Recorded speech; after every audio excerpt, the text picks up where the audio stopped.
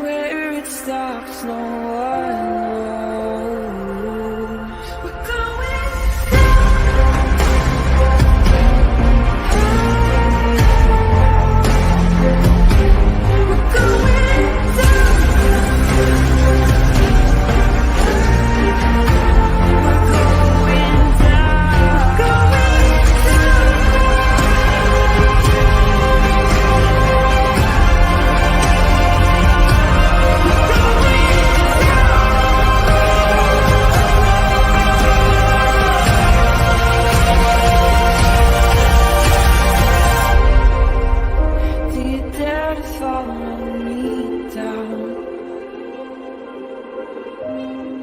headed into the unknown. Na, na, na, na, na, na, na.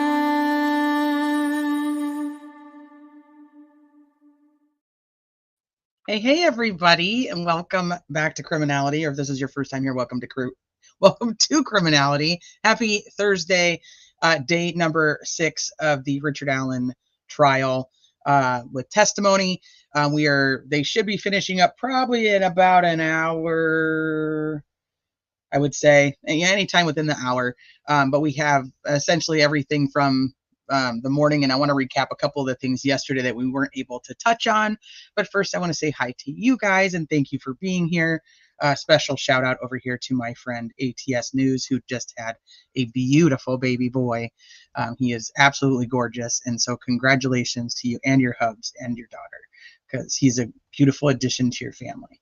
So I want to say hi to you guys real quick, and then we're going to get into just a little bit of recapping from yesterday. Julie had sent me a couple things she wanted to make sure that were clarified. She's not sure exactly how she had said it on the live, so she's like, I'm going through my notes, and I want to make sure that we get, just want to make sure that we put out the right information in case she happened to say something incorrect, which I didn't go back and check and see if it was even incorrect, but she wants me to clarify it, so I will do that. And then my voice is calming. That's interesting. I don't know many people who actually think that. And then we have a little bit more info regarding the testimony yesterday afternoon with Cecil, the phone expert. So I want to touch on that because that was kind of rushed a little bit towards the end. Julie needed to get off and go to bed so she could go to work and work 24 hours. And then we have this morning, we have so far that has taken the stand is Kathy Shank. She is the one who found the lost Richard Allen tip.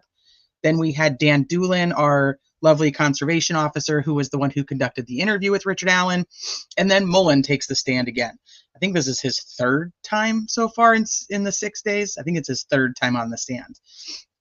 So we had him back on the stand again, and then I think that was when they broke for lunch. So we'll go through what we know so far and updates from different people who were in the courtroom that have either posted their notes, their commentary. My monitor's all weird, sorry. And then there is a, Tracy, thank you for saying that. There is a Menendez press conference coming up. For anybody who follows that case, I believe Defense Diaries is probably going to be airing it because they know that they were airing the other Menendez stuff. But anybody who does follow that case, they're looking to be resentenced. They were sentenced to life for the murder of their parents, and but they've been model prisoners. So they have been, their attorneys have been in discussions with the district attorney in getting a resentencing done and having their letting them out. And the DA has made statements that he does not think they are a danger to society. There's been additional proof brought forward from the original trial. I'm not going to go too far into this because some people don't follow it, but there's been additional proof that came forward from that was in the original trial, not in the second trial. And so there's a good chance that the Menendez brothers may be walking free soon. So there is a press conference this afternoon. I believe it's the DA who's going to be discussing their comment. Don't quote me on that. It might not be the DA, but I know the family did one. The DA made a statement, and I think this one's the DA. But somebody in chat, let me know what it is. Hey, Hammy, what's up, BGOG? Thanks. Pink, looking pink. Well, pink and purple are my favorite colors. So, hey, Percocent. LA has a love-hate relationship. Love-hate relationship. Yeah, I would agree with that. I can't say his name, but I know who you're talking about. Hi, Mary. Hi, Jamie. What's up? Just a sub. What's up? Just a sub. What's up, Tracy? Hi, CH. Hi, Aries. I love you. Thank you for being here. Hi, Patricia. I bet Big Sister is happy. He's just so cute. He's so cute. Hi, Journey Takes a Trip. What's up? And unindicted. Hi, Cleveland Rocks. Hi, Bonnie. C-Dub. And my lovely ATS. Carla, Joanna. Susan, T on my tablet and TV. Allie with Menendez on the phone. There's something wrong with me. I think you might be addicted to true crime. We probably all are, and we probably need to have meetings. Hence why we're here today. We're going to meet about our true crime addictions. Hi, Teresa. Hi, Gam. Good to see you. 1960. What's up, Scott? Hi, Lacey. Hi, Tony. Oh, snap. Let's do this. Hi, Kay. What's up, Idaho Charlie? Did court end early today? I think they're still in court, but if they're out of court, I missed that update. But I think they're still in court. But if they're not, somebody in chat will tell us. Snappy Snappy. What's up, Caitlin? Hey, Shaz. Hey, Susie Q. What's up, Christy? Hi, the Rockaways. It's almost funny reading those rulings at this point. They might as well have softball team jerseys printed up with the state on them for her and McClellan to wear to court. Like, go McClellan, yay! We signed him like a jersey number, and she sports it like she's his. So ridiculous. Hi, Chief. Anybody know if Mayor Shane Evans and Uncle Cody Patty are friends, trying to make sense of all these tangled webs? I do not know if they are friends, but I do know that they know each other, that they are very familiar with each other. But I don't know if I would call them friends. I don't have any personal knowledge of that. Just FYI. Hi, Gina. Dun-dun-dun. What's up, Richard? All right, let's go to the bottom and see who I missed down here. What's up, Miss Mala? Hi, Scarlett. Hi, 4 Pitbulls. Hi, Oksana. Let's see. Hi, Grandma 6. I know Gascon. I always want to call him Gascon. Gascon. Hey, Captain America. Oh, yeah. Captain America. Hey, Owl on the Prowl.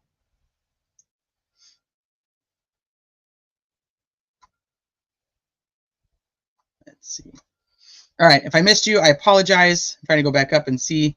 But hello. Thank you guys for being here. Let's get started on some of the recap. Let me read the message from Julie. So first things first, she wanted to make sure she was going straight through her notes on the autopsy stuff. So we're going to start out with that. But she just wanted to make sure that she said what her notes actually said. Because like if anybody was here yesterday, you guys know like she was in her car like right after court ended, and then it got dark, and so she was kind of having a hard time seeing her own handwritten notes, which is we're just thankful she was here. So she said she doesn't remember exactly what she had said, but she wants to make sure that she says that Libby's neck wound. About Libby's neck wound. She had a partial transection of the right carotid artery, a complete transection of the left carotid artery, and a complete transection of the left internal jugular. So Abby had a partial transection of the left jugular. And she did confirm that what Sarah Carbaugh had said in court was that she saw somebody wearing a pink shirt. So I want to make sure that I clarify anything that she wants clarified, because I'm so thankful to her for when she has been able to be in court, that she has come on and given us what information she had.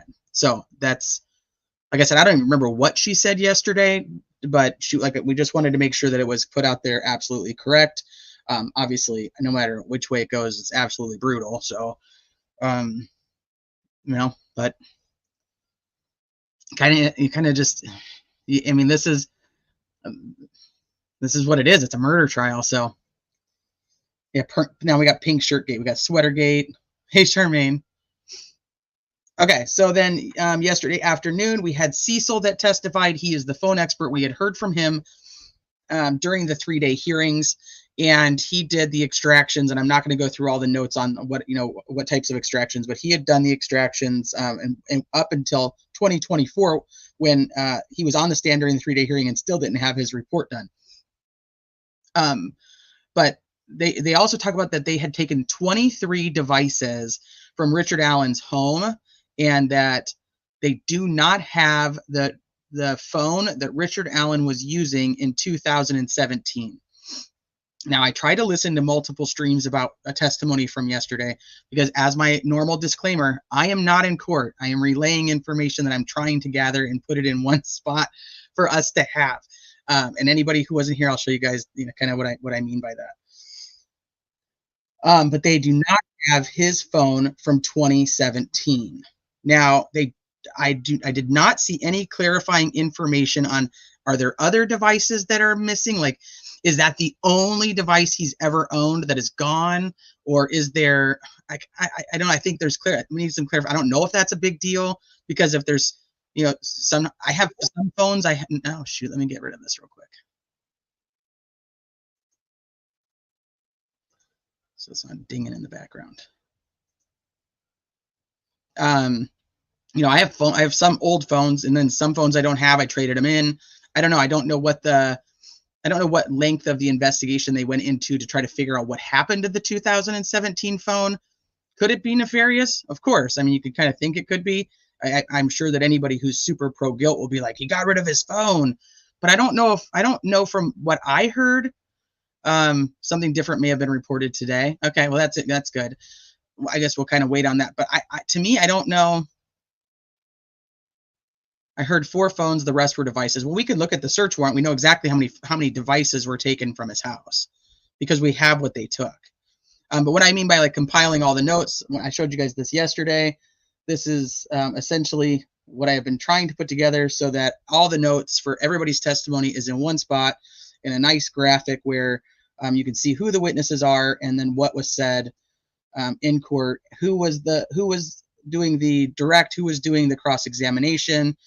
So we also have the ability to go back and look through for anything that stands out to us, any questions that we have, things like that. So this is kind of what I've been trying to do by compiling all the notes, thanks to you guys who have been listening to the streams and taking the notes.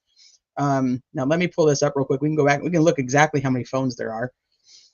But I just don't know. I think that without clarification, and I hope on somebody, whether it was on direct or on cross, like kind of was like, well, do you know how many were missing? Do you know, is there any other devices that weren't there? Because it could just very well not be a big deal. It could be a big deal. Does he own or does he keep every device he's ever owned except for the phone he had in 2017? Now, I'm also curious about that because we do know from other trials that even without the phone, the law enforcement has been able to download data from clouds, from other types of backups on the devices. We learned that in other cases where the phones have been completely destroyed and thrown into dumpsters, and they were still able to collect data from them. So I'm very curious why there wasn't any data collected. And I don't know if there's a time limit on that. As many of you know, I'm not a super duper tech person, so I don't know if there's a time limit on how soon they have to do that. All right, let me pull this up real quick. I used to have this highlighted. And hi, everybody that's just popped in. Thanks for being here. So we have the memory card. We have an AudioVox device, one silver Motorola flip phone, one silver Motorola flip phone with this number. Okay, so that's at least 2 phones there. That's the handgun. That's the gun. Okay, so 2 Motorola phones right here. And then we have boots, knife, knives,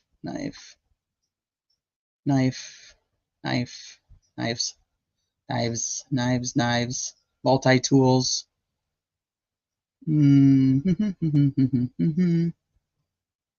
Coats, boots, jeans. Hat, sweatshirt,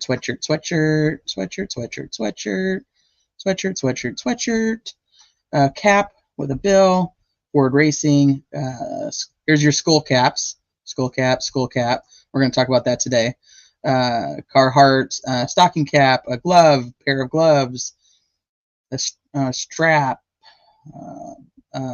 containing one blue fabric strap and one blue-green fabric strap. Okay, so then here's a laptop. Here's another laptop. A cardboard phone box containing miscellaneous cellular information. Here's a flash drive, a hard drive, a Samsung phone in a floral case. So how many does that make us right now? What is that? What did I just say? We had 2, then we had 3. I guess we don't really know what that one is. It's a cardboard box containing miscellaneous cellular information. Okay, so then we have 3 with the Samsung floral case. I was thinking it was 4, but I guess I'm thinking maybe that cellular box. SD cards, iPod, hard drive, knife, chargers,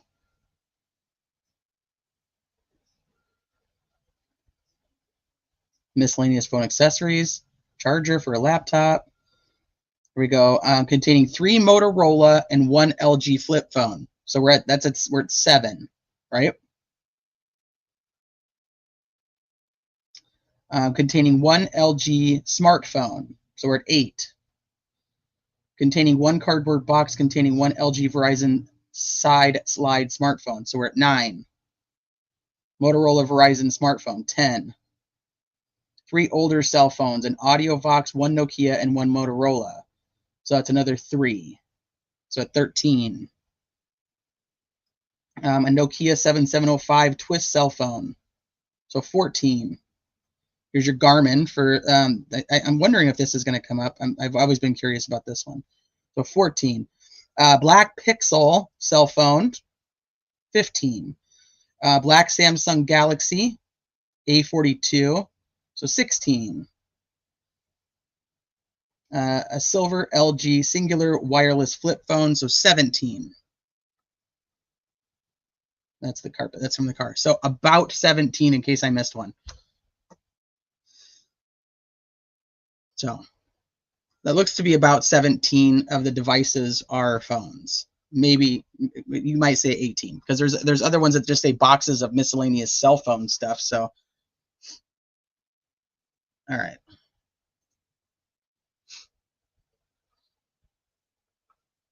In 2017, most phones were turned in to upgrade. They can still get a lot of info from the provider.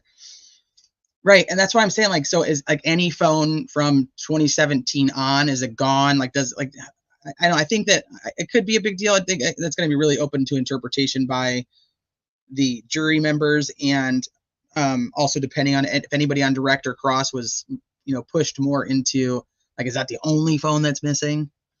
But no, not taking a plea. Yeah, saving a lot of old phones that serve zero purpose. So where's the? I don't know, because I'm telling you, like, I have a ton. It's almost embarrassing to admit it, but I have a ton of old phones. But I've also have phones that I've traded in. I also have phones that I've given to other people.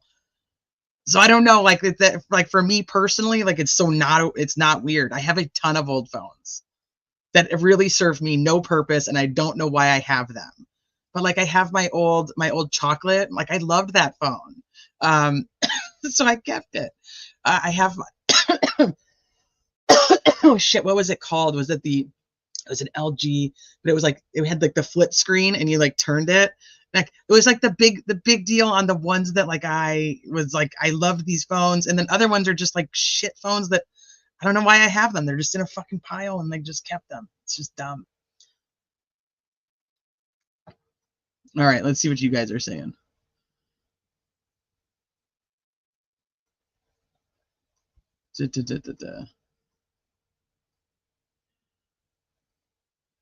He says he's guilty. Is that how that works? Okay, no, it must be a different conversation because it seems like the end.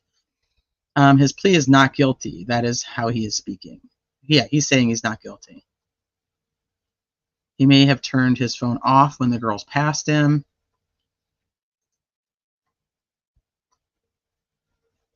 Anybody ever heard Richard Allen actually say that he's innocent? Has anybody ever heard him actually say that he's guilty? So I would say for the public, no, but from attorneys who represent the state and the defense have said that he's actually said both. Take it for what you want. I still have a Samsung Sidekick from like 2009, but I don't have my iPhone from 2 years ago because I traded it in. Right, but I just don't know why they can't figure out like how to just get the info still. You know what I mean? All right. So there's a couple of things that came down today, and I don't think I've downloaded them all, so I'm just going to touch on them. Robert Ives, who was the original prosecutor when the crime happened, who did not do any of the prosecuting of the case, but would have still been in charge of, getting warrants and determining when charges could be brought. So I believe he would have been looking a lot more at like the Logan Maxwell timeframe, the Ron Logan timeframe, the Keegan Kline original timeframe. The defense has subpoenaed him to testify. Well, his attorney has entered their appearance as of today, stating that they would like to quash the subpoena of Robert Ives and that everything that he would have to say would be considered work product because he was the prosecutor at the time. That's essentially what we kind of know so far. I'm gonna say that Gull's just gonna go ahead and quash it. I think she'll quash it. I don't think we'll have too much of an issue with it. Like, I don't think they're even going to hear, they may hear minor arguments from both sides, but I think my opinion is that it's just going to get quashed. And, but I think what should happen is they should have to have in their oral arguments based, like the defense should have to show like what part of Robert Ives' information they want him to testify to, which would be the fact that he has done many public interviews, and those public interviews would not be considered work product. So, but is she gonna even like allow like a limited questioning and say you can ask on this, and then you can ask these types of questions, but you can't ask these types of questions? She doesn't typically do that. She just rules one way or the other, and she's just like yes in, no out. Like that's really all she does. And if the state doesn't want him in, and Robert Ives was part of the state, I think she's going to say, sorry, he was the prosecutor at the time, or his information that he had in 2017 is not relevant to the arrest of Richard Allen because they were not investigating Richard Allen at the time. And this trial is about Richard Allen. So whatever he has to say is worthless. The problem being is that, like I said, she should allow oral arguments on why they actually want it in, or maybe they'll respond more with exactly what they're trying to get in, because what they want in my opinion, has nothing to do with his work product. It has to do with his interviews.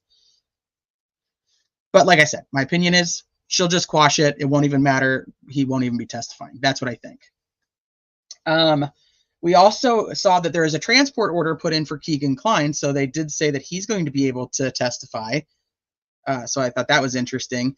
There's a couple of the older orders that were finally dropped into the system, one being that Becky Patty, Mike Patty, Anna Williams, Kathy Allen, Janice Allen, and Jamie Jones are allowed to be in the courtroom even though they are considered witnesses for one side or the other, which goes to the separation of witness order that Gull had put in. So she's saying even though these people will be testifying and should not be in the courtroom until their testimony is done, she is allowing that they all stay, which we already knew that because like Kathy Allen is on the witness list, and we know Kathy Allen has been in the courtroom every day. So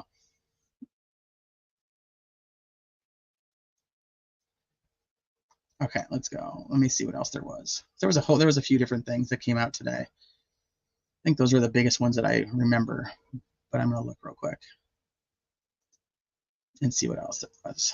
The order for Keegan Kline, the motion to quash. There was the stipulations regarding evidentiary matters. This is essentially what they do is that both sides, they have to, in testimony, typically in trial, they have to put people on the stand to show chain of custody. So for instance, it would be, you have your CSI who went out there and collected let's just say collected a leaf. We're just going to go with a leaf because it'll make it just an example. Went out there and collected the leaf. He logs the leaf, takes it into, takes it over to the processing place for evidence, and then the evidence tech processes it, and it gets moved from here to here, and so they process it for fingerprints, and then they take it for the fingerprints, and then they take it over to the DNA, most likely vice versa, but whatever. And they take it over to DNA. So now that's another person who's in this chain of custody, and then the person who's examining the results of everything, and then that person comes to testify. So just literally the chain of events and the chain of custody of a piece of evidence, or something along those lines of like how did it get from the beginning of wherever it started to how it's going to end up in the courtroom today. And a lot of trials, they'll have to literally put every single one of those people on the stand, whether they had results or didn't have results. Like, it's just, here's your chain of custody, here's how it was processed, here's what happened to it. So a lot of the times the attorneys will stipulate to the fact like, hey, we already know how it was obtained, we already know who got it, we believe that chain of custody is fine, and for judicial economy, so we're not wasting the court's time and the jury's time, we're going to just say, we agree, we know how this evidence came in. So then that way, the person who's testifying about the evidence can just come up and say, this is what I know. It's just to streamline the process. So they did agree to certain things when it came to chain of custody and the authenticity of the chain of custody. So the intention of the stipulation is to promote the judicial economy. I just said that. That in this, the parties do not actually agree to the specific admissibility or use of an item offered.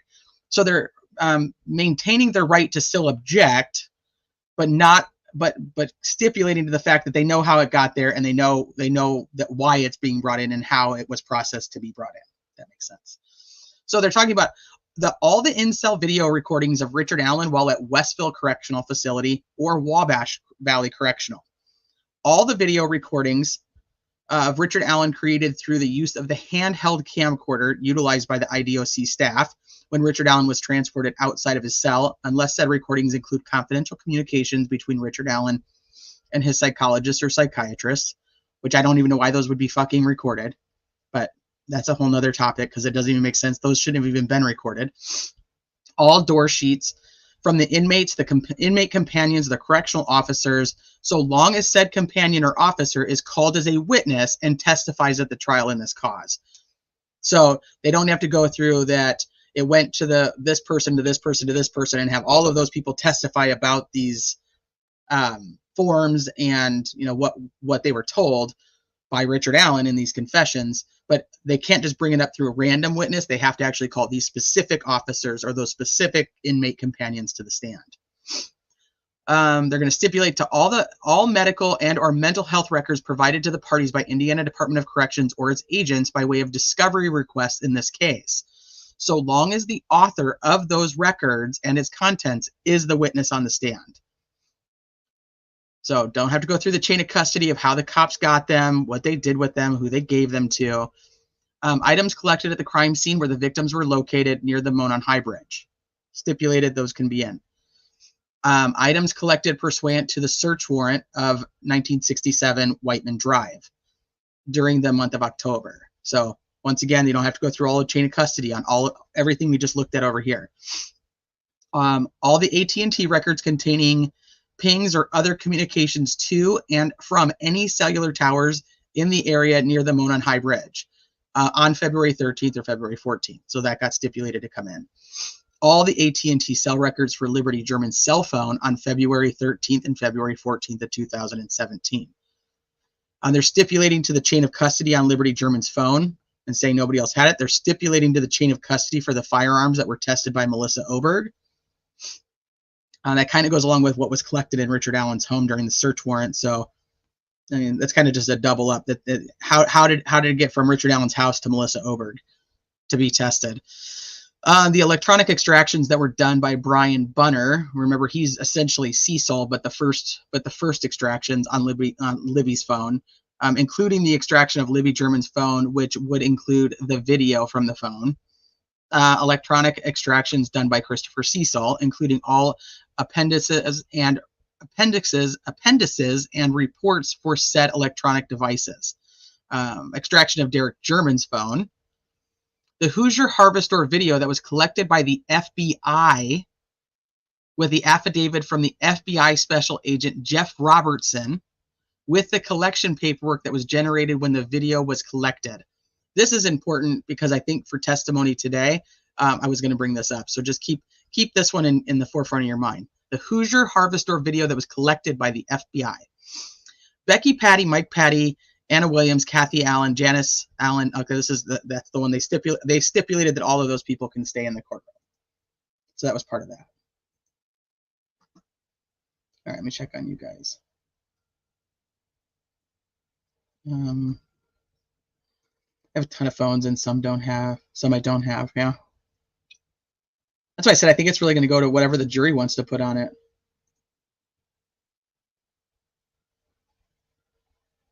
When we go to what Liggett said today, I have not even looked at a Liggett testimony. Last I have on my notes is Mullen testimony from this morning. So, Molly, what do you? Let me go back up and see. What, did I confuse you on something? Okay, so no one saved the interview in one of the files in case we all keep. Not one person saved it. Look at all the files, screenshots people take. Not one has Ives saying it. Are you talking about the non-secular, Molly? I think that might be what you're referring to, the non-secular item. When he says that. The biggest thing I can tell you about that we have proof of is the article that was written. A lot of people have said that it was in a podcast, and I've never heard it in the podcast. It could have been taken out. But what we do know is that it was in an article. It was written in the article from an interview that was done with him, and it was quoted by him saying it. He went to the media and said, like, I never said that. So they actually retracted that part out. But we do have the original article, and then the article where the comment is removed. And he did another interview later where he says, I do not recall ever saying those words. I don't know what I said that they interpreted that, but I never said non-secular. Like that word never came out of my mouth. But she quoted it in her article. Now, we know firsthand that law enforcement has gone to the media and asked them to remove information that was true information. And they were asked to remove it by saying the sheriff doesn't know what he's talking about. So, that's why I said if it was in the Down the Hill podcast or in the Scene of the Crime podcast, if it was, it no longer is. And I've never had anybody show me a screen recording of it or it being recorded. It's not there anymore. We went back and listened to it and it's not there. So was it taken out? Maybe. I don't know. I can't prove that. But I can tell you it was taken out of the article.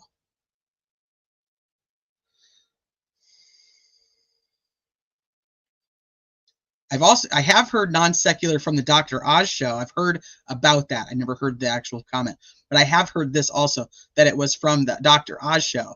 And like that, like you can not really even find the interviews from Dr. Oz in their entirety. So that's an interesting point too. We just know that they're not above. We're not above. They're not above asking the media and controlling the media and the narrative that the media puts out to the public. So they've done it. The media has now come forward and said they've done it. All right, let's see. I want to ask you, what's your take on them saying that the photo of Abby wasn't on the bridge? Oh, I have Apophis. That's why I said I have Apophis has got to be losing his ever-loving mind with all the things that are coming to fruition about these videos and photos from the bridge. It's crazy. Yep, a lot have been edited out. There could be some Mandela effect. It's possible too. He said he does say that there were at least 3 signatures left behind at the crime scene. At least 3 signatures. So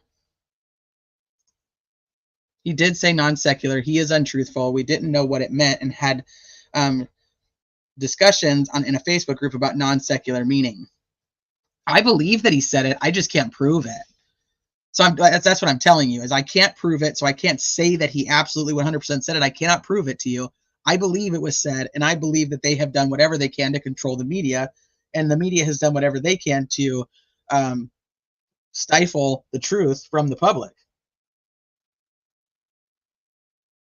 Hold on one second. Sorry, guys.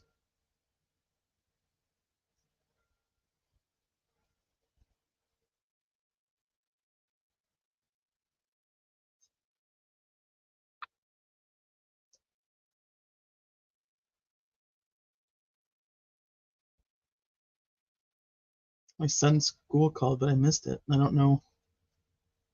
Give me 1 second.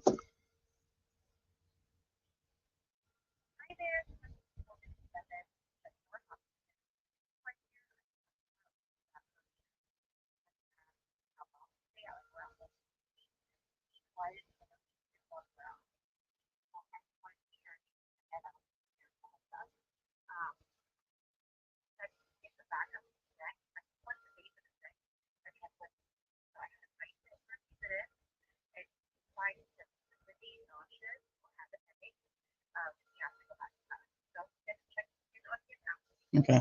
So apparently, Tiny Human collided with another student in PE today, and they knocked heads, and so he was sent to the nurse and had to ice his head.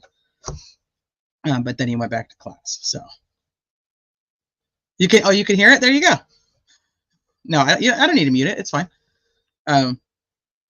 He's good. He's good. He went back to class. So, but I guess apparently he bonked his head and hurt his neck. So. Let's see. Okay. One time I thought it was the Mandela effect. Fiend had me convinced. And don't let Fiend convince you of anything.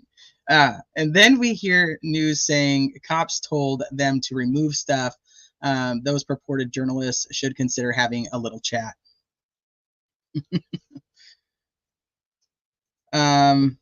T, what can't you prove? I just went on TV interview that there was. Yeah. Give me where he said it. That's really all I want. I may be confused on what you're talking about. No, he went on there and said it, but it doesn't exist anymore. Nobody can find it. So anybody who can find him saying it, please send it to me. I've looked and looked and looked. Do I believe he said it? Yes. Do I believe it's been removed? Yes, I do. Like a lot of other things, but and somebody find it for me, and I'll absolutely go with that he said it 100%. But as of right now, I've never heard it. I've only seen the article, seen the retraction of the article, and listened to his interview where he states that he never said it and that that the person who wrote the article was incorrect. So if you have it, send it to me, and I will play it for the world. Okay, so let's talk a little bit about some of the testimony from today. Oh, hold on. Sorry, now I'm just pushing buttons. You guys are like, mute it. Some of the testimony from today where we have Kathy Shank, who took the stand. So Kathy worked for DCS, Department of Children's Services, and she volunteered to help with putting the tips together and organizing the tips. So she was a volunteer. Yeah, Anna, you can send it to me. I'd love to have it. Please. Yeah, I'd love to have it. Anybody, and I said, anybody who can actually find it, let me know. So Kathy Shank was the volunteer, and she was going through tips and found a file that was not put into the system from before she started. And in doing so, she came across this tip narrative of that Dan Dulin had interviewed Richard Allen and Richard Allen Whiteman. And so she took this tip that had a green sticker type thing on it, and the green sticker meaning that it was cleared, like the potential person was cleared, and essentially no follow-up needed. So she took this tip to Liggett, and then Liggett contacts, we'll hear more about that later, but Liggett contacts Mullen, and then Mullen contacts Dulin. So apparently she said on the stand that she had started in February, and Diener, who was doing the direct, had to like correct her that she didn't start till March because the tip was in February. So I think that's, just a little side note of like, did she actually start in February? I don't know. Was it just a mistake on the stand? They were scanning all of the tips into this database, and they were going through the manual file boxes when they were moving from the city building to their new building. And then it took her 2 years to essentially go through this. And that's why in September of 2022, she comes across this 3-page document, Word document from Dan Dulin, who had interviewed Richard Allen Whiteman. And on cross, Baldwin asked her, you don't know why it said Whiteman? You don't know who put Whiteman? And she's like, I don't know. He does ask her if at the time that she found this tip, if Liggett was running for sheriff, and that gets objected to. So, all right, hold on. I'm going to pull this up over here too. The prosecution didn't want Liggett's campaign to interfere. All right, hold on. Let me get the right spot in this article.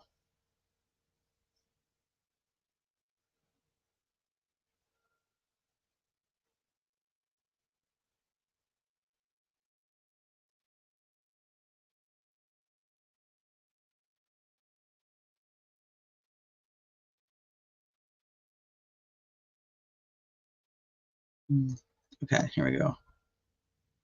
So we'll go through the Wish blog. Maybe if I can get my thing to not want to freeze. There we go. Come on. So court was back in session. They called Kathy Shank. State called Kathy. Kathy acted as a secretary for the investigation. She took the tipsters' names and information. Shank said she was surrounded by 50 or more law enforcement officers while working the investigation. Shank told the jury she was given banker's boxes of reports related to the investigation and was asked to organize these reports. Eventually, these reports took up 5 filing cabinets. And Shank said she created a filing system with names of people of interest and tipsters. Shank told the jury that in 2020, she was asked to scan every file from the filing cabinets into an electronic database. She said it took her 2 years to do so, and Shank told the jury she did not read the entire context of every file, but she entered over 14,000 of them. She told the jury that when investigators were moving their headquarters, she came across some handwritten tips. One of them said Richard Allen Whiteman had a self-reported being on the trails, and girls had seen him at the same time.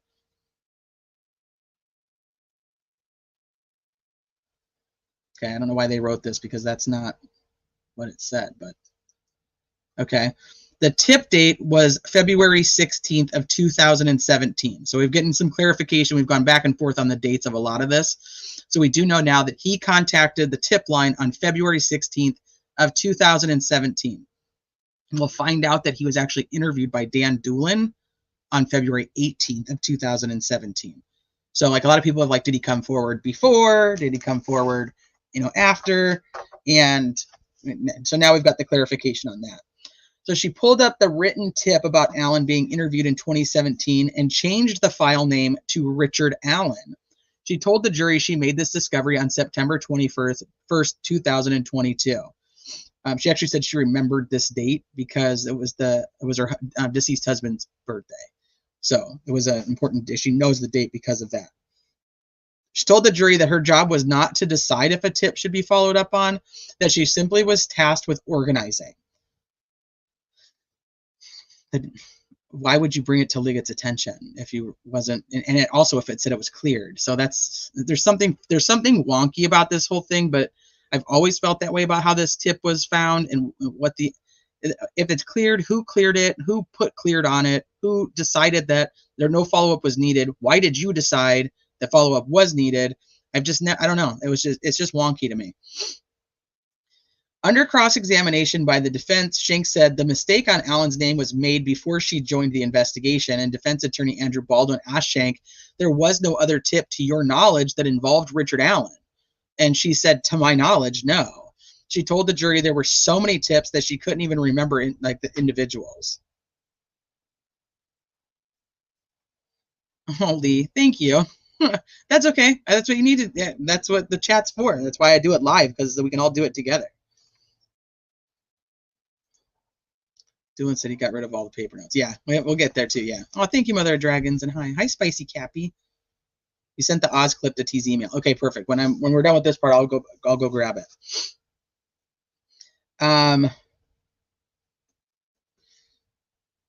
The jury asked. So the jury question was, how did you determine that the name was incorrect on the file? Like, why? What made you decide that you should change it from Richard Allen Whiteman to just Richard Allen? And she said that she replied that just being from the area, she knew there was a Whiteman Drive. So I'm curious though, like, what if the person's name was actually Richard Whiteman? I don't know. I mean, that's kind of ballsy to just start changing the name on the tips, especially after 5.5 years. But she's not supposed to be in charge of investigating any of these tips.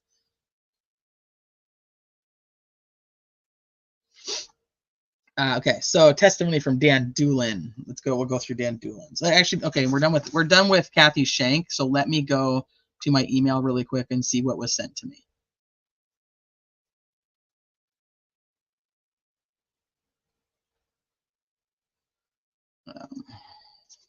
Oh man, I'm so behind on my emails, you guys.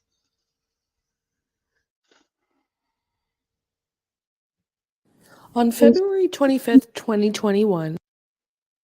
Hold on.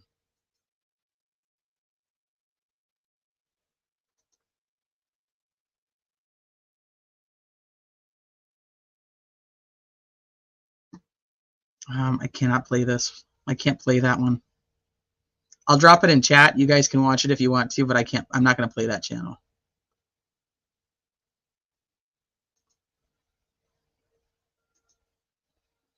Okay, let me see. Who else sent me something? A couple of you guys said you sent stuff. Let me see what else was sent.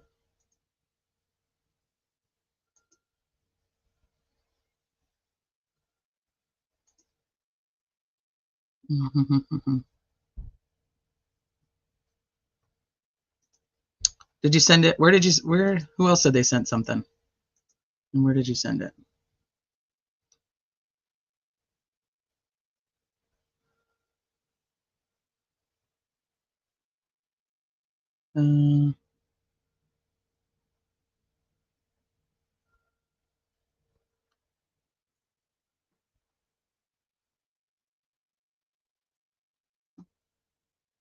Somebody else said that they sent something. Somebody screen capture that clip before it disappears. Oh, you sent it on X. Okay, let me see what's on here.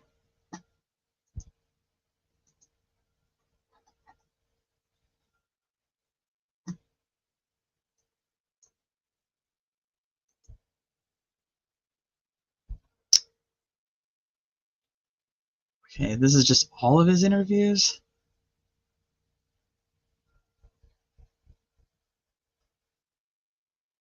Okay, this one it gives me a list of all of his interviews, but I don't know. I don't think it's not gonna give me the one that I want, because this web extra one is the one that's supposedly where it's said, but it's not in that clip anymore. All right, I'll keep looking, or I'll watch that one later. You guys can watch it on your own, but I'm not gonna play that channel.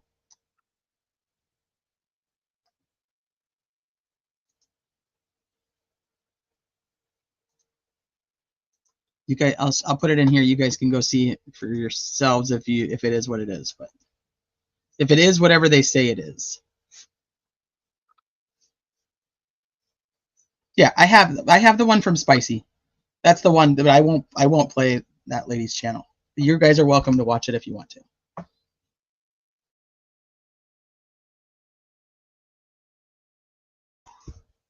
Okay, so let's go to Dan Dulin, and like I said, I dropped that link. So if you guys want to go in, double check, and see what's said, have at it. I'll watch it later, but okay, I can't do it on here. Okay, so Dan Dulin. Let's see. Hi, sweet dude, Shivy. I know, it's Wish TV. We always call them like they're literally like the the Wish version of news.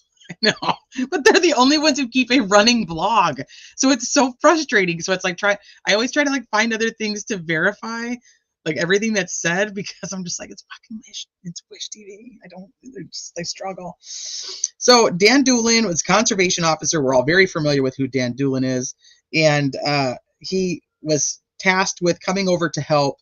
I don't know if any of you guys remember when Julie was on a few days ago, not yesterday, a few days ago, she was talking about this. She had this phone call talking about the conservation officers in the area. So I was listening to that, and I'm not going to play it, but I was listening to it. And what is said is that essentially almost all the conservation officers were tasked with coming over to help with this because of the search and because of the terrain and because of just the enormity of the investigation, that a lot of conservation officers who are not technically, the Delphi or the Deer Creek in that area, they didn't necessarily have that zone, but they were all tasked to come over and help. So he states that he was asked to come over, or he started helping on February 16th. And then on February 18th, he was set to start following up on the leads that had come in, on any tips. So what they did was they took, like, every morning they went in for their meeting and they said, okay, here we are. And they were like handed out, like, here's what you're going to follow up on today. Oh, he's a captain now? He was a lieutenant at the time. I didn't know he was a captain now.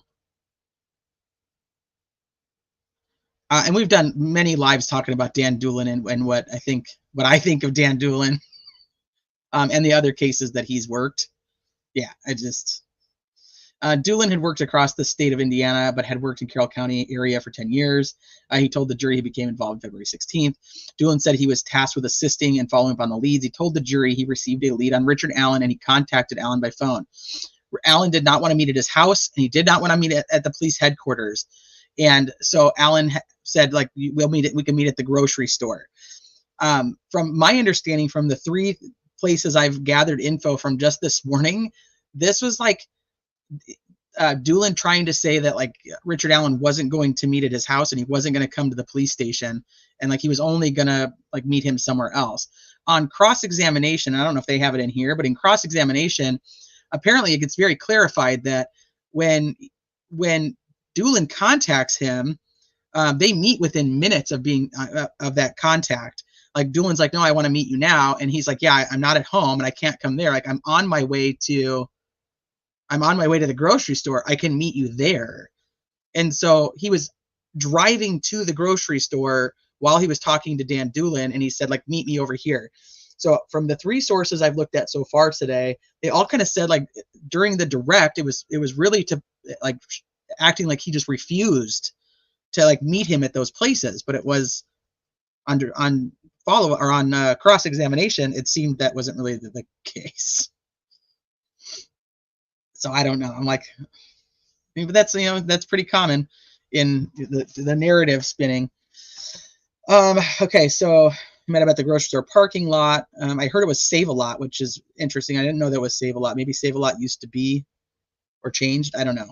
I don't know much about that, but a testimony is Save-A-Lot. They met him in the grocery store on 218. Dulin told the jury that they spoke about the lead, and that Allen had told him he was on the trails between 1:30 and 3:30. He told Dulin that he saw 3 girls at the Freedom Bridge. Okay, so here, the original tip, supposedly that when he called it in on the 16th, that he called in and said that he was actually there from, I want to look at my notes, from 1 to 3. But in the interview, he says he's there from 1:30 or between 1:30 and 3:30. And you guys all know how I feel about this between 1:30 and 3:30 stuff.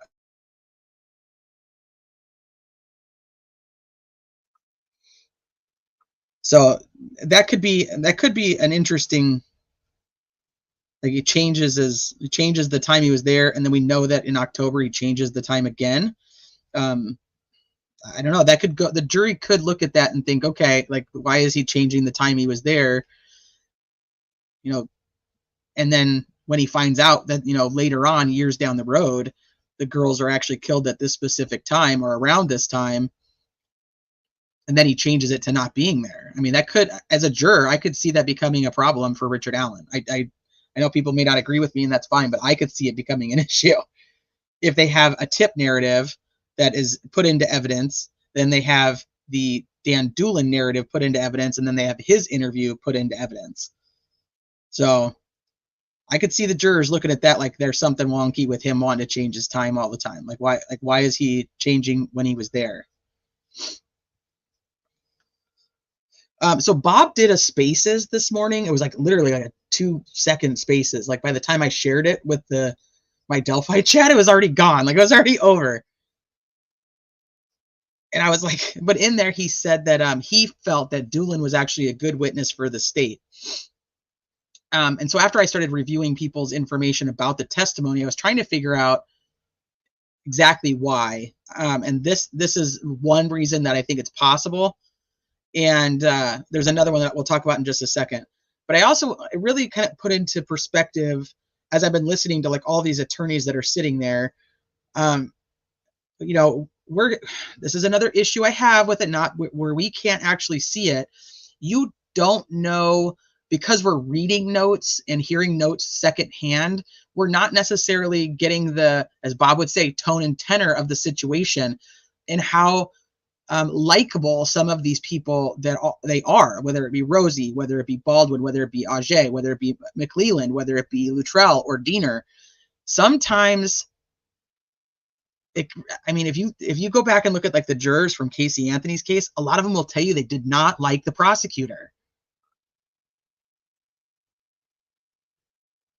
They did not like the prosecutor.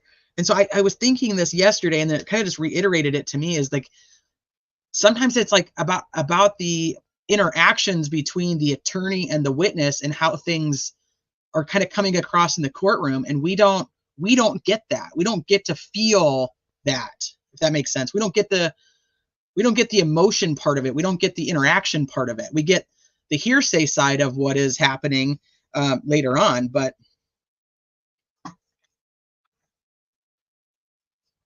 every time that Andrea Burkhart compliments Nick McClelland, it makes me sad. Well, to be very honest, every one of them has complimented Nick McClelland. Everybody's complimenting almost all the attorneys. I haven't really heard anything bad about most of the attorneys. Hold on one second, you guys.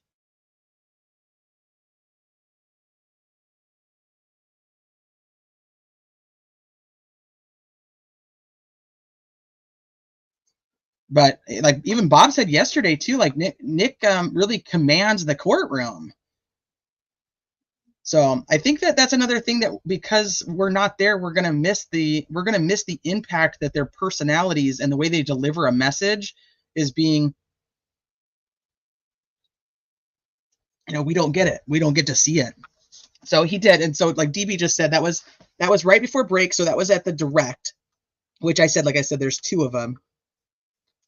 There's two big things that came out on direct that I think would go more for the state. And then of course we still had cross-examination, so we'll get there. He's going to want to raise. I'm not complimenting him personally. I don't know. I've never seen him in action, but I'm just telling you, like everybody is talking about how great the attorneys are doing in general. You guys stop trolling each other in chat. Either pay attention to the conversation and stop giving each other a hard time, or block each other, because you're distracting me and I don't like it. Okay, so where are we at? So he had done his notes. He had done his handwritten notes on the back of the lead sheet, and then he put it into a Word document, and then the Word document gets. Nobody's complimented Luttrell that I've heard. No, mostly Nick, Baldwin, and Rosie, and I heard some compliments about Auger. So he had his handwritten notes. He turned them into a Word doc, and then he submitted it into the system and did not follow up. He was contacted again in September of 2022. We kind of touched on this when Mullen had contacted him saying, "Hey, do you remember talking to this dude like Richard Allen Whiteman? Do you know anything about this?" And so he ended up going into the Unified Command headquarters and and discussing with them. And he looked in his binder of tips and whatever that he had gathered from the investigation. The second big thing that kind of comes out during the direct is this fishing license situation. And I want to get some clarification in here. So Dulin told the jury that Alan's fishing license had his height listed as 5'4", but it was changed in April of 2017 to 5'6". Dulin also told the jury his weight was changed on his license to be lighter. 13 pounds were subtracted. Dulin said he thought it was uncommon for an adult to change their height by 2 inches.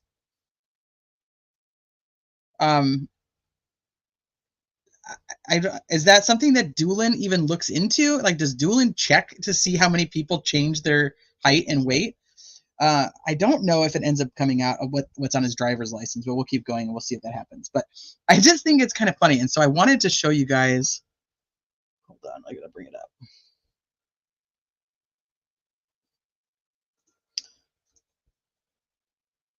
I think it's this one.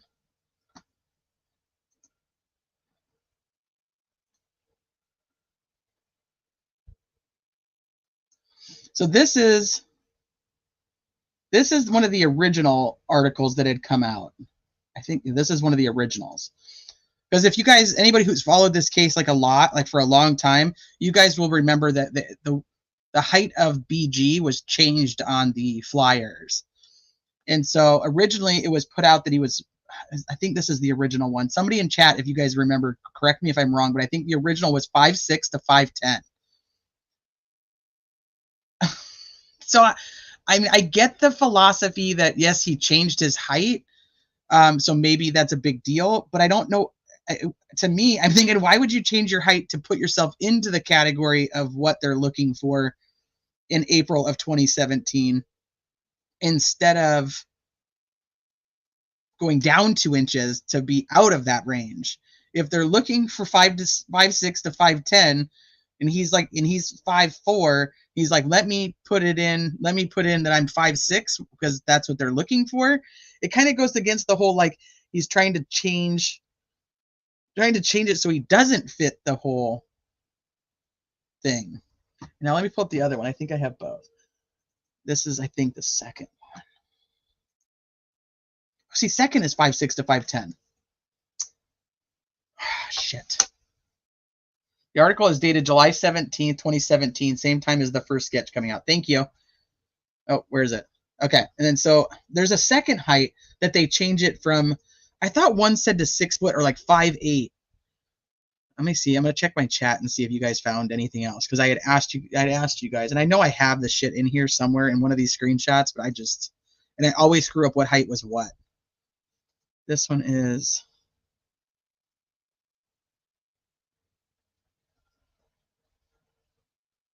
oh, yeah, that's okay. That's what you'd sent me. That's the article on the height. Nope, not that one.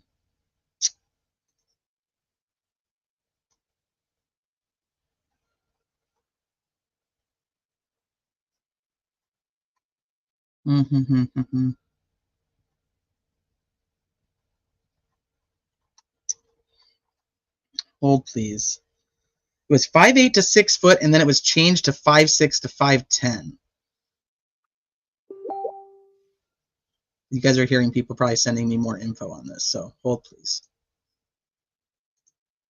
There's 2 different heights that were set up, but either way, I'm just thinking like they're off, and he's technically shorter than what both height requirements were for any of the flyers. So I just don't understand why he would change it to being closer to BG's height versus further away from it. Also, not really sure that it matters.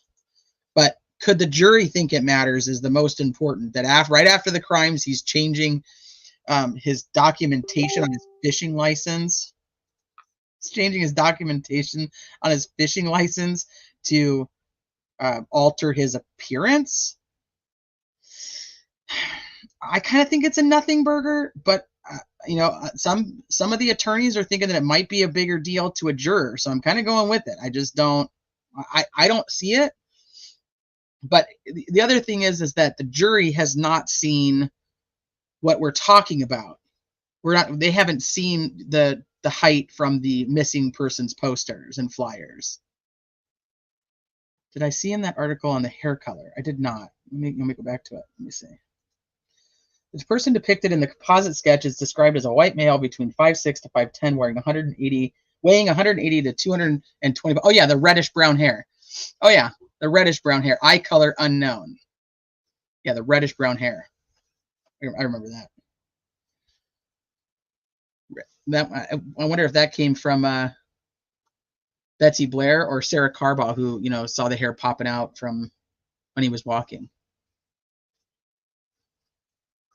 Don't know if they can. I don't know if those would really be admissible evidence. Maybe now under the fact that they're talking about the height being changed, but it's not. I don't know how they would get that in as admissible evidence. I really just don't. Oh, Sleuthy. Hi, I didn't know we were here. Yeah, we're talking about Dan Dulin right now and how much we appreciate his testimony.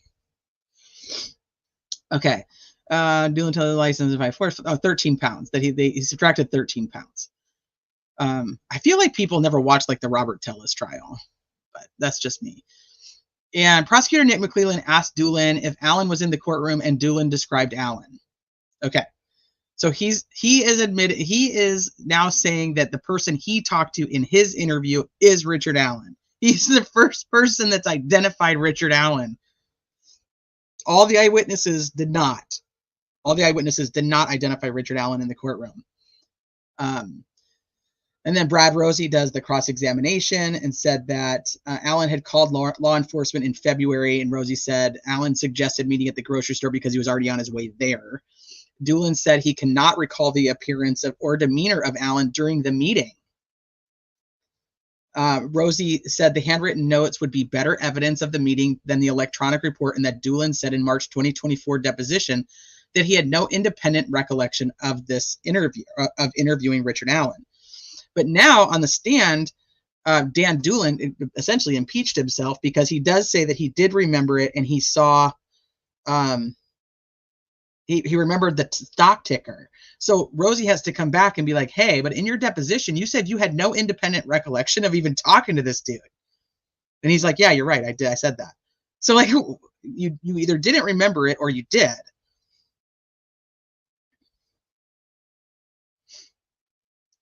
Let's see what else there was. So talking about his height, just an interesting side fact about the height is if you actually pull up the documentation from Richard Allen being in prison and in jail, his height varies. Just a little side note. So maybe he does get a little taller every once in a while. Maybe he wears his work boots when he gets measured sometimes. But his height does change from 5'4" to 5'5", and we've seen both of those. So just saying. Maybe he went to the doctor for his physical and he had on his big, work boots, and they measured him. He was 5'6", and he was like, fuck yeah, I'm 5'6". He's like, I'm going to go with it. I'm going to tell the world. I'm a little bit taller. I wish I was a baller. Oh, shit. Where were we? Okay, yeah, so he essentially gets impeached on the stand because he's saying that he did remember it. Now he said he didn't before. Rosie said that anyone could purchase a fishing license for another person. He said, yeah, they could. And so he's talking about like the fact that Kathy Allen also has a fishing license. So who's in fact doing the renewal of these fishing licenses, and who's putting this information in? He testified that he was also in charge of calling phone numbers that pinged off of cell towers during the time of the crime. He said he canvassed the crime scene the day before he had met with Allen. Dulin told the jury that while he was at the scene, he had found branches piled up with blood on them. I think that's a big deal. Rosie asked Dulin if he saw deer standing in the woods near the bridge, and Dulin said there were. I thought that another reporter said that they were looking at deer stands. So I don't know. Maybe that's just not being able to hear correctly in the courtroom. Rosie asked if it is not uncommon to find shell casings in the woods. Dulin testified saying it is common to find shell casings in the woods. It's common to find unspent rounds in the woods, that it's all common in Indiana to find all of these things as a conservation officer. Judge Gull stepped in and said to Rosie, if you're going to impeach him properly. Rosie asked Dulin if he was familiar with Smith and Wesson, and Dulin said that he was. Then McClellan comes back and asks Dulin about the credit card used to purchase Allen's fishing licenses, and Dulin replied that he did not know what username was used to purchase the licenses. So he comes back and trying to be like, Richard Allen's credit card was used to purchase it, so that means Richard Allen did it. My husband would absolutely disagree with that philosophy, I promise you, because most of the charges on credit cards are not his. I mean, they're his credit cards, but they're not. The charges are not from him. But you know, that's neither here nor there. Dulin told the jury on redirect by the defense that he has not thought of Allen between 2017 and 2022. I want to know if there was some clarification here on did anybody ask this fucking guy? You were standing on the fucking, what do you call it, the stage during the press conference where they're talking about him, and you just don't recognize him? You just don't know? Dulin was carrying a .40 cal. There was some back and forth about this weight and height thing and how like it changed. It has like it back changes. So like once you change it in the system, it like backdates all your old ones. But then I was very confused when trying to understand that whole thing. So I'm hoping that when one of the attorneys goes live later, we'll get some clarification on what that means. Like, so how do they know if he was? It seemed like the defense is trying to suggest that on some of his fishing licenses prior that he was stating he was 5'6", and then Dulin's reputation doesn't bode well for him doing an upstanding job.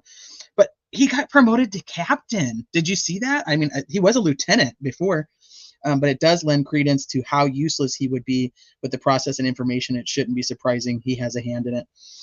I agree with you. 5'4", according to the driver's license. One time in recent months, it was 5'5", had those slip-on shoes.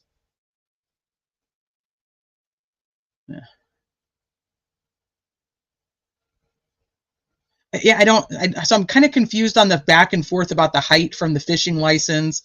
And I also, once again, like that could really come to a jury trying to figure out like if they even find it important.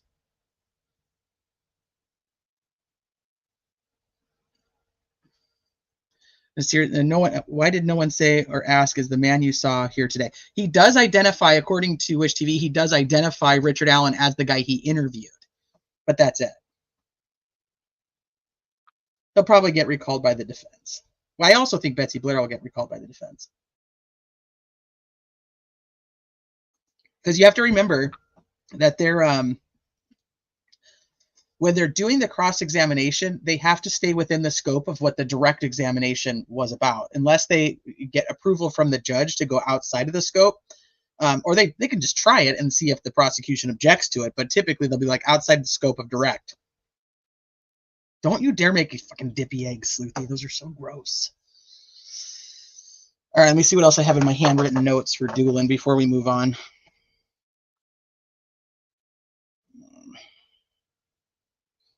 That Rosie had asked him, like, why didn't you keep your handwritten notes? So the handwritten notes are destroyed. This comes up in almost every investigation. I don't know how police departments have not changed their actual protocol on this yet. Why they don't keep a copy of all the handwritten notes. Every case I followed, I swear to gosh, that is exactly what they say. Is like, where's your handwritten notes? Well, they got destroyed. Why destroy them? Just keep them.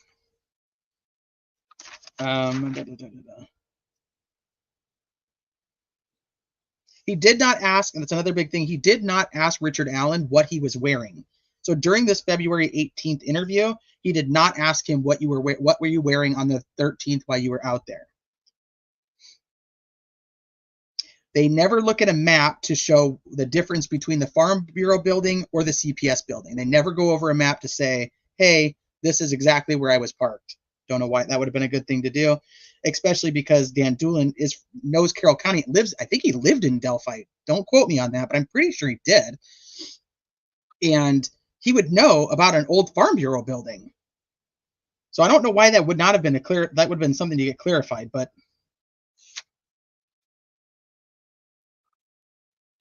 the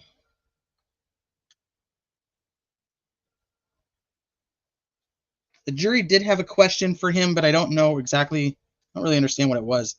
Like something about the lead sheet, but we'll have to wait. Something we'll have to wait for further clarification on that one.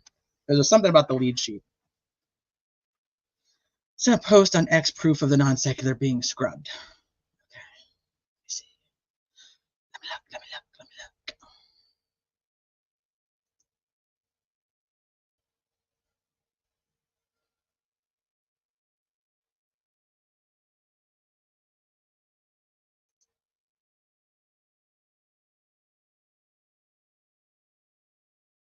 Start at the 1 minute mark. Who is this? I don't know who this is, so hopefully they don't get really pissed off at me for playing their stuff. Okay. Anybody who's popped in later, we earlier in the live we were talking about Robert Ives and that his attorneys filed a motion to quash, and so we're just trying to go through and figure out if anybody has a screen recording of when Robert Ives said non-secular, because I personally believe that she's just going to quash it and we're going to go from there. I think this is the article, which I have these screenshots.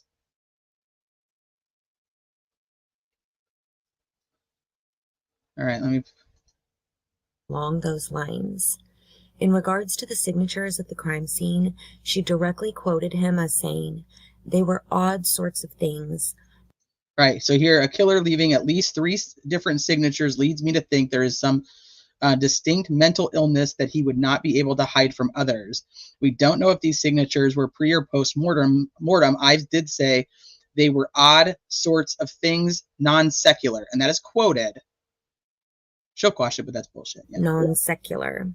The ellipses within the quote may indicate that there was other dialogue in between those words. And it's worthy to note that Cheryl McCollum isn't just an author, she's also a professor, a crime scene analyst for an Atlanta Metro news station, as well as director of the Cold Case Investigative Research Institute, so she's a pretty credible and reliable source. After publication, the online community immediately took note of that quote, and it was quickly retracted from the article with no explanation. However, people had screenshotted it in its original form, and here are the 2 different versions side by side. We'd already heard about the quote, odd crime scene from Robert Ives on the Down the Hill podcast in 2020. He stated it wasn't a normal crime scene, that there was a lot of evidence, and that it's, quote, probably not what you would imagine. He said that there were at least 3 signatures that he later referred to as items on the Dr. Oz show. So while not all signature behavior involves leaving an item, we can probably assume that there were items left at the crime scene in Delphi. It was later in 2021 that Cheryl McCollum published her article with the quote from Ives about the signatures being non-secular. My biggest question now is, how does this tie into Richard Allen? We don't know much about him. He has very little online presence, and I haven't... Okay, so she doesn't have the clip, which is what I want. She doesn't have the clip. I want the clip, if anybody has, where you actually hear him say it.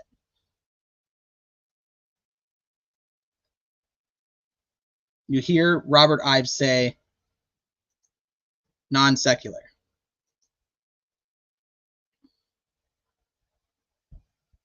It was Cheryl McCollum. Yeah, I want to hear him say it. Okay, so then Mullen takes the stand after their break, and he said that he got the call from Liggett and about the tip when it was found, and he contacted Dulin, and then he went to go and look at his pictures. If you guys remember when he testified that he on the first, I think it was the 14th, he went to the Hoosier Harvest store and went through the video and was taking pictures of any of the vehicles. Way to put everybody on the spot. We were talking about it earlier. That's why people are sending me stuff so we can get it. That he was taking pictures of the vehicles on the screen. So he's saying now he goes back because he wants to look at this video. I'm very confused on this, because why do they not have the video? And we just talked about, when we were going through the stipulations between the state and the defense, that they're allowing the Hoosier Harvest Store video collected by the FBI to come in. So the FBI had already collected it. So I'm not really sure. I'm looking for more clarification on the whole Mullen went to go look at this stuff. So Mullen said he got a call from Richard Allen on September 21st. No, that's not what he said. He got a call from Liggett. This is a typo. And then he reached out to Dulin to ask if there was any additional info. Mullen said Dulin forwarded information to him and Tony Liggett, and after learning there were 2 cars registered to Allen, he went to the Hoosier Harvest Store to look for them. But the FBI had already collected the Hoosier Harvest Store video. I don't get it. He told the jury that Tony Liggett went to the CVS and found Allen's car, and then they looked for it on the Hoosier Harvest Store footage.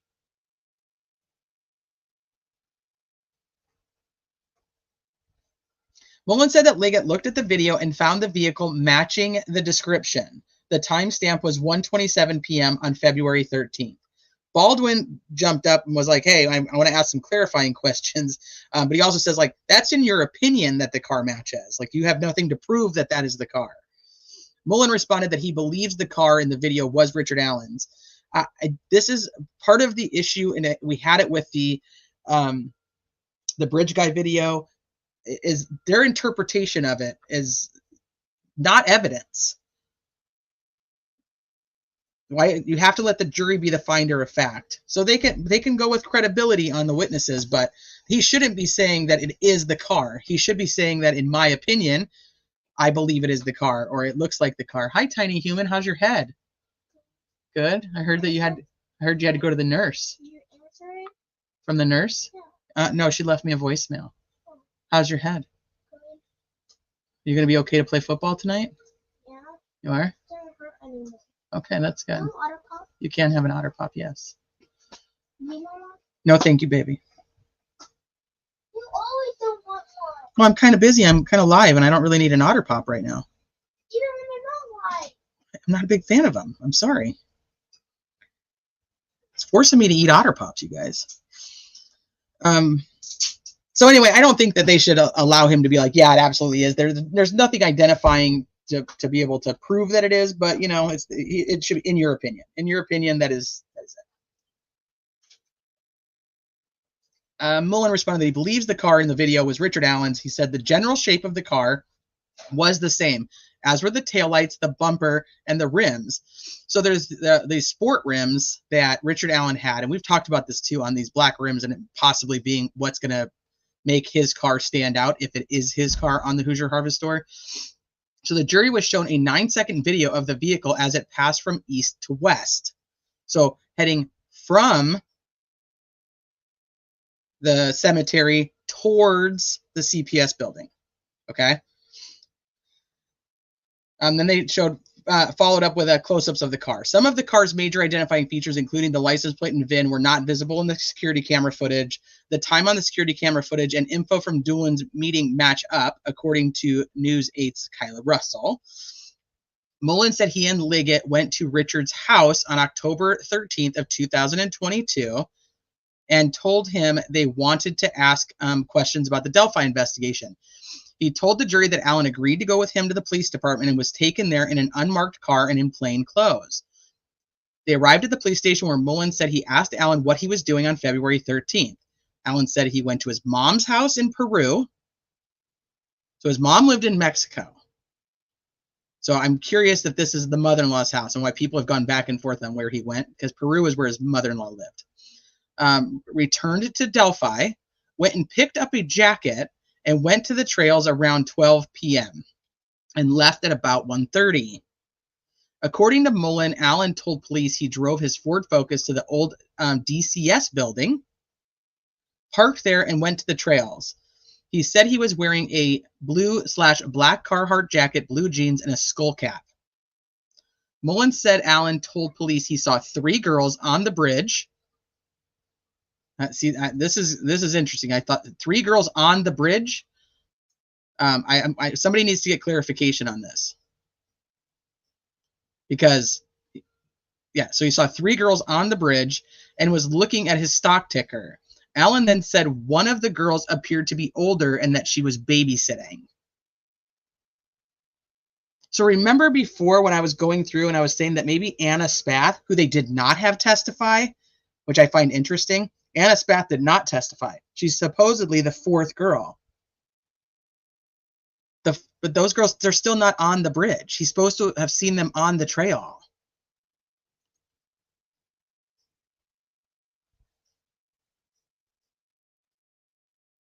So that's why I said it's just another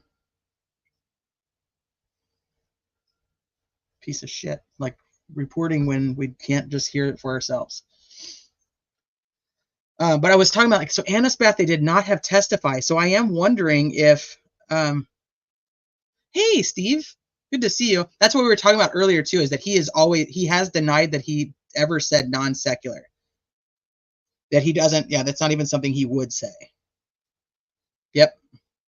So, but people are adamant that it was in the Dr. Oz episode and the Down the Hill podcast. I've never heard it myself. So that's why if some people, if people can find it, go find it. So 3 girls on the bridge, which is an issue because I think it is by the bridge, but whatever.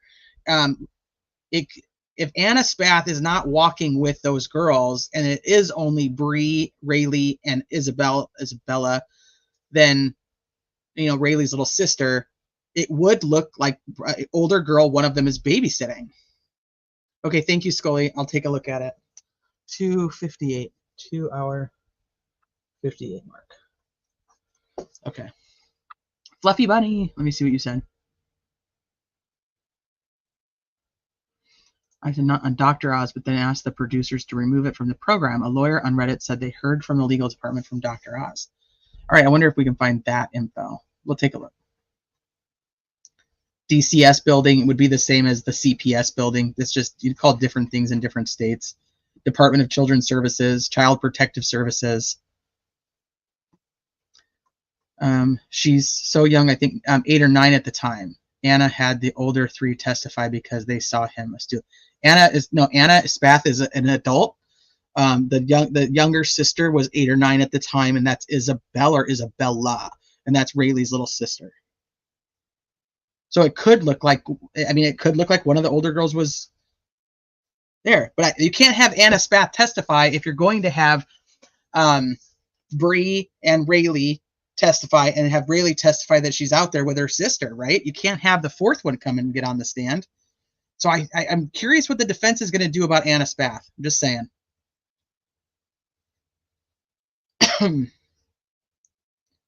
Mullen told the jury that he showed Alan a photo of Bridge Guy, and that Alan responded, "If the photo was taken with the girl's camera, I couldn't be him. It can't be me if it's taken with their camera because I'm not there at that time." Is essentially what he's telling him. Mullen said Alan agreed to let him look at the phone, but then got angry and walked out of the interview. And after that, Alan was taken back to his house.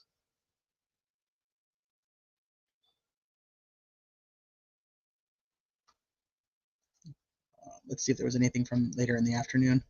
They should be done by now. I don't know if we've heard from anybody yet because I haven't looked. Let's take a look and see.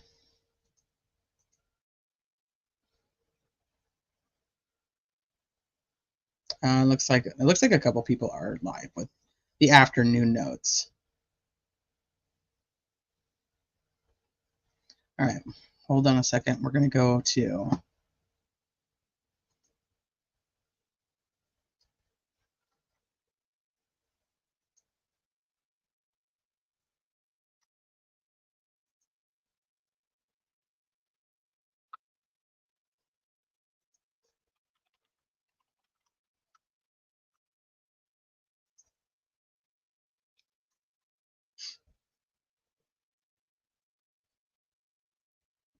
so Liggett testified. You want me to go to WTHR? Okay, let me find that.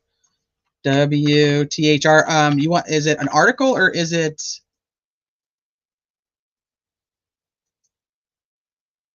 Let's see.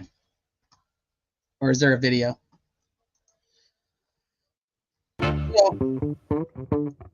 Viajar en el bus es pura vida, Thank sea que vayas al trabajo. Shush.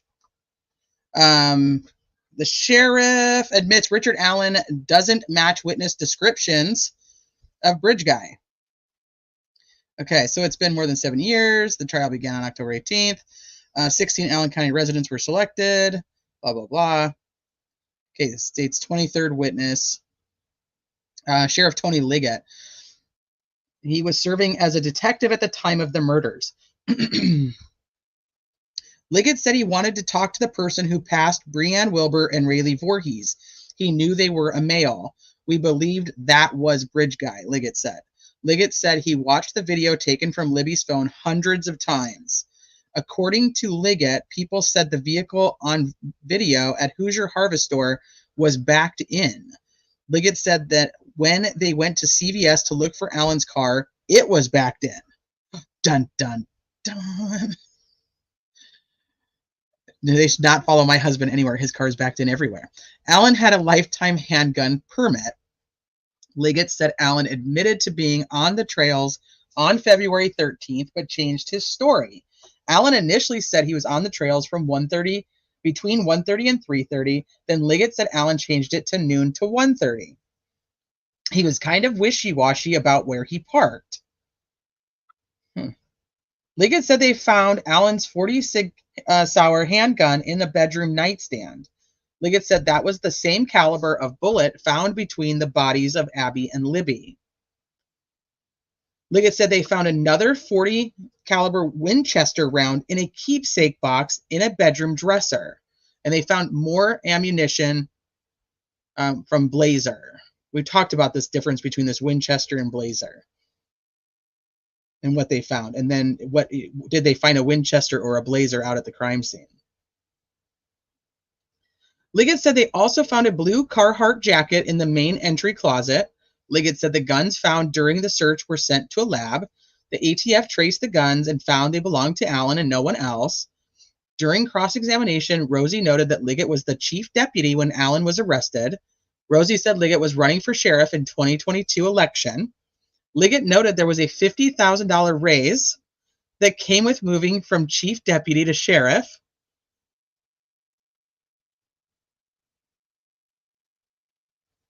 Rosie asked Liggett if he ever thought how an arrest would benefit him. Ooh. Yeah, that guy. It's the cheaper option. Rosie asked him, did you ever think that having an arrest in this case would benefit you?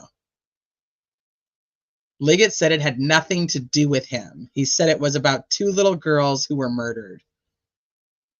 I'm sorry, Liggett, I don't believe you. Rosie questioned the integrity of the crime scene, saying pictures of the scene were leaked.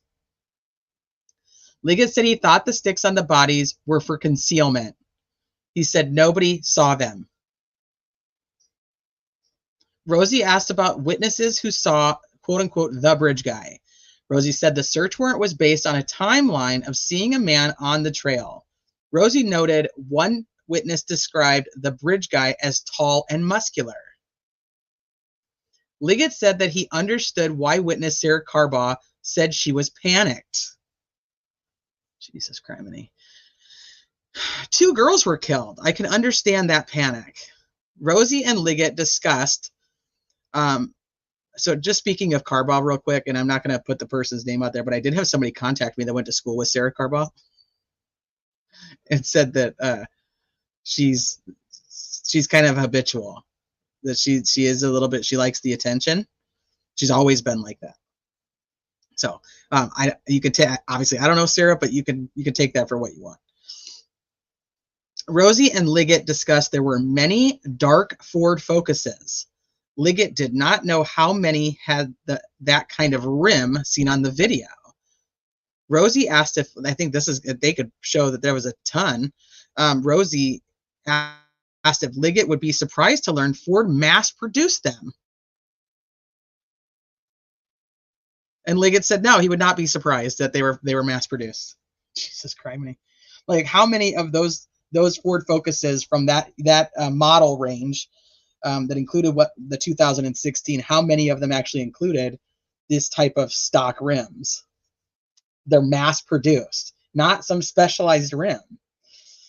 I don't know. I don't know the answer to that. But I'm assuming that's what the implication here is.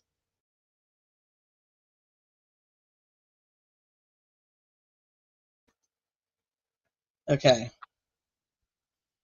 Rosie asked if Liggett was aware that in 2019, Indiana State Police Superintendent Doug Carter relieved the FBI of duties with the case. Liggett said he would be surprised. No way. No way. Liggett said he said no, he's not aware of that and that he would be surprised. That's bullshit. I mean, everybody knows that he did that. Everybody knows. Everybody knows that he got rid of the FBI.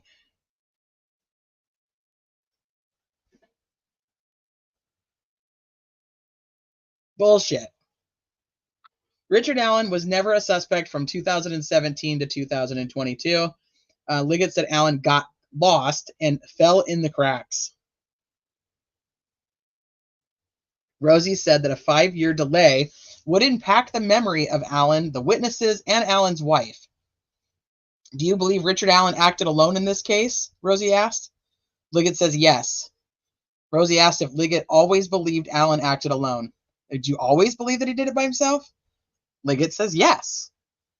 Rosie says there has never been any DNA of Richard Allen collected at the crime scene.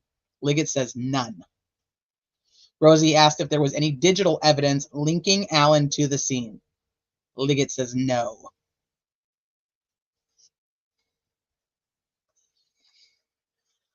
That man held himself out for law enforcement 3 days after the murders, Rosie said. Liggett says yes. Rosie said that Allen didn't flee the community. Liggett said he was hiding in plain sight. Rosie said it was the bullet that led to the arrest of Allen. Liggett said that's what put us over the hump. Rosie said that witness Betsy Blair told police she saw a man who was boyish and beautiful with brown poofy hair. She described the man as in his 20s or 30s. Her description does not match the description of Richard Allen, Rosie said. Liggett says, but neither do the 3 girls who saw him on the trail. What? Wait. What? Hold on. Her description does not match the description of Richard Allen, Rosie said. Liggett returns with, but neither do the 3 girls who saw him on the trail. Rosie says, exactly. Right. What? Oh my God. Okay. During a heated exchange over the timeline, Liggett, this is the fucking sheriff. Like, it's just phenomenal. I just can't. During a heated exchange over the timeline, Rosie accused Liggett of making up details of the story. You did, Susan. You did say that. Making up details of the story. Liggett said a lab told him that if they had a Sig Sauer or Smith & Wesson, they could match the bullet to a gun.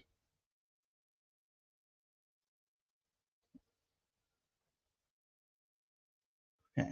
Liggett said a lab told him that if they had a Sig Sauer or a Smith & Wesson, they could match the bullet to a gun. During redirect, Carroll County prosecutor Nick McClellan asked Liggett if Allen's memory in 2017 about the timeline is most likely the most accurate. Liggett agrees. Yeah, Smith & Wesson what, right? That's what I'm trying to figure out. What did Patricia say? Let me go back up here.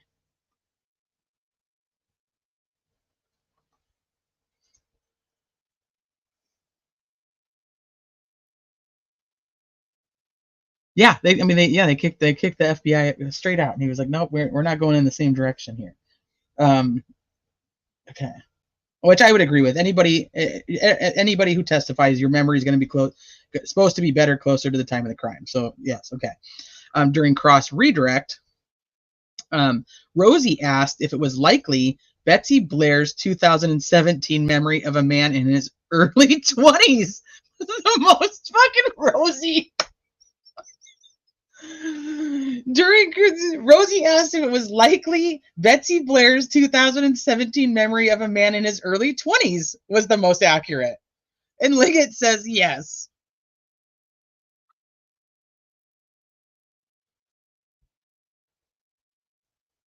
Shit. Then they pull Mullen back to the stand? Wait, no, that can't be right. This has to be going backwards, right? Does WTHR have a running blog? What? And how did I not know this? Well, I know where I'm going from now on.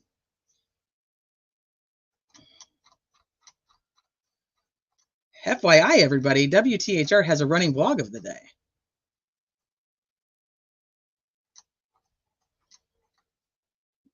All right, so Rosie says, like, his Betsy Blair's memory of a man in his early 20s was the most accurate, and that's how the day ends.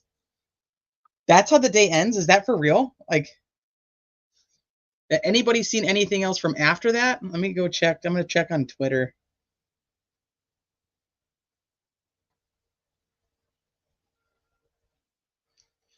So the big things is today is really the first day that we're hearing about Rick Allen. So we've had 5 days of testimony because we're on day 6. So 5 days of testimony about the girls, about the crime scene, about the investigation prior, or not even really the investigation because you're not allowed to bring up what they were actually investigating at the time.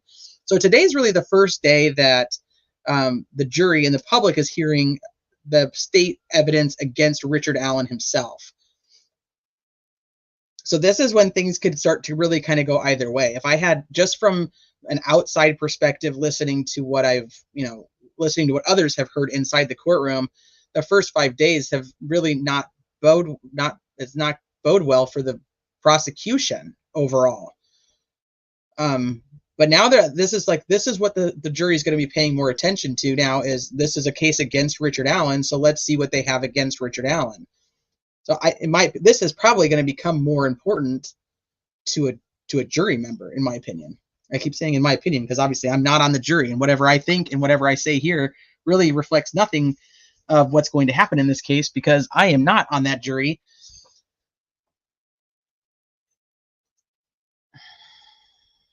All they have is the "we believe he did it." So what we're going to get into, you're going to start to hear from like the Melissa Oberg. You're going to hear from the people from Westville with the confessions, and that's going to be a big thing. Like they're leading into that now because I think next what you're going to have to put Holman on here.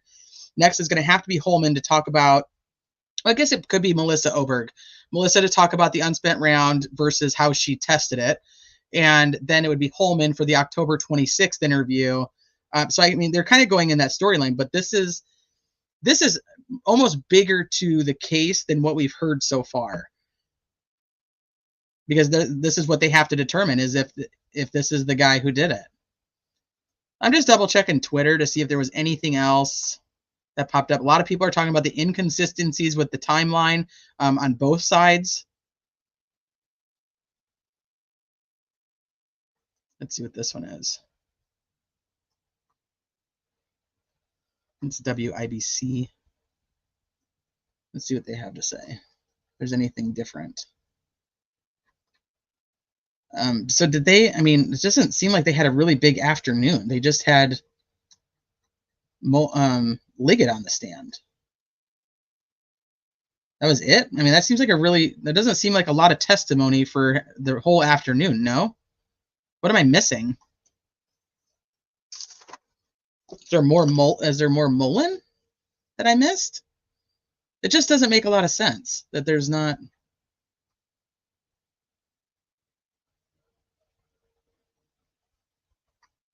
Maybe we missed afternoon Mullen. Did we miss afternoon Mullen? Let me see where I ended with Mullen. I think I may have ended with direct on Mullen.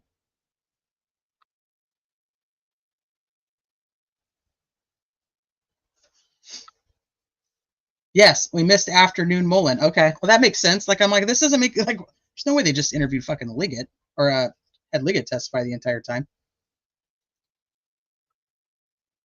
All right, so we're going to backtrack to go to when they came back from lunch. Yeah, I'm like, I don't know. I don't remember talking about any of this. Baldwin does the cross-examination to Mullen. It says, you're so desperate to place Richard Allen's car traveling west on 300 North that just before lunch, you lied to this jury. Ooh, shit.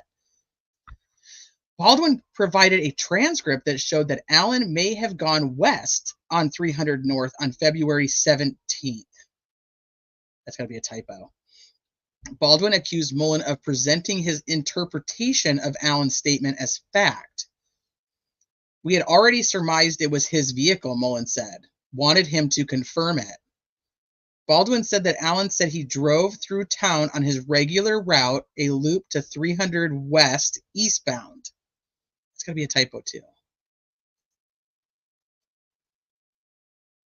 Mullen said that Allen said it was his possible route, yes. I did have a note from that. That's something along the lines of he went through the city on East Main Street from 200 North to 300 North.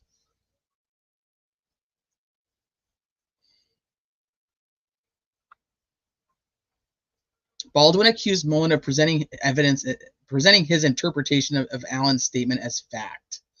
Yeah, I mean, okay, Mullen said that Allen, I already read that one. Baldwin recounted Mullen's deposition regarding the interview and Allen's route to the trails. According to the deposition, Mullen asked Allen twice if he took a different route to the trails. Allen ultimately told Mullen he was going to the park. If he was going to the park, he'd go through town. So words matter, Baldwin said.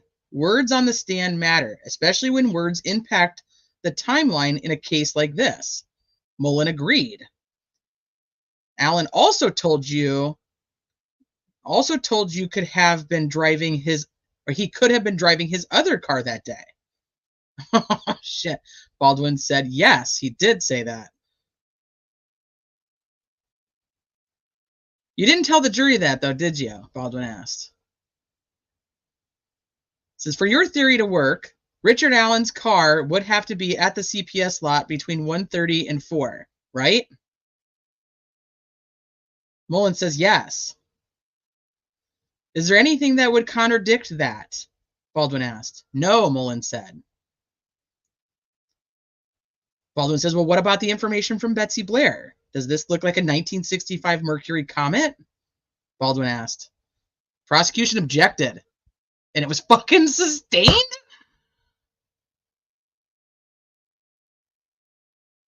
Oh, shit, Baldwin. Were you the investigator who lost evidence?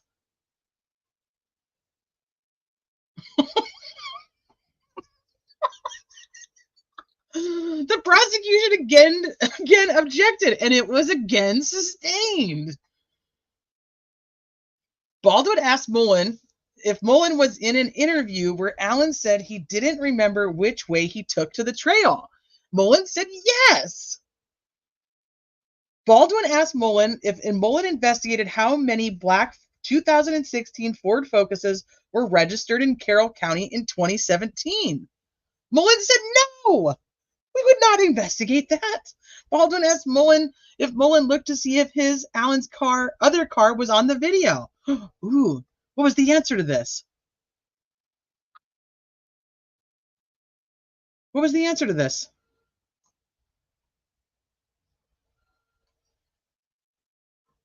Where's the fucking answer, WTHR? What?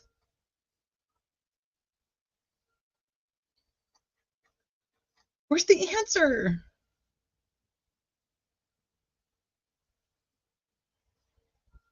I want to know what he said. Did you look for his other vehicle? Only the credentialed media knows. Oh, shit. What's the freaking answer? Did they look for his other car?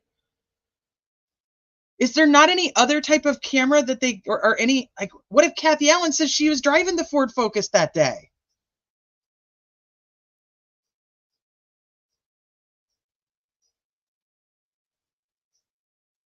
Mullen didn't even get this. See, this is what doesn't make sense to me, and I'll pull it up. Hold on.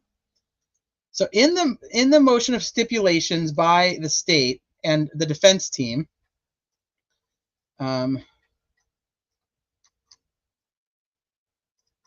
this one, they talk about right here. I don't know if you guys probably can't see that. Let me blow it up. Oh shit. Right here. Hoosier Harvester video that was collected by the FBI with an affidavit from the FBI Special Agent Jeff Robertson with collection paperwork that was generated when the video was collected. Why in the world would he not have, why, like, did the FBI just keep this? They just didn't. Bob is reporting that Mullen lied about Rick's route. Well, that's exactly what they just implied, yeah. Is that Rick saying I would have gone through town and I would have come up this way. Let me see if my map is up.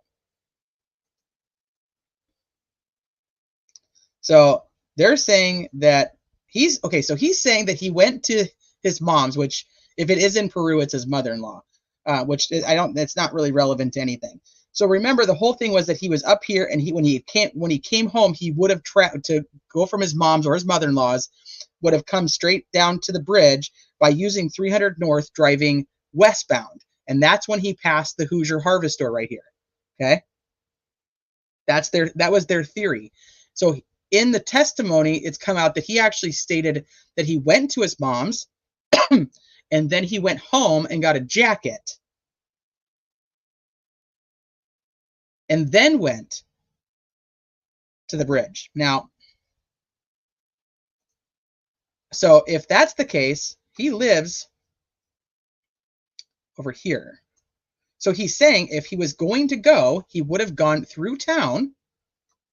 Oh, come on. Don't be a dick and not load. Ursa, you okay? You have a bad dream?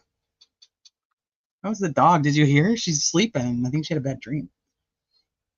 That he would have gone through East Main Street.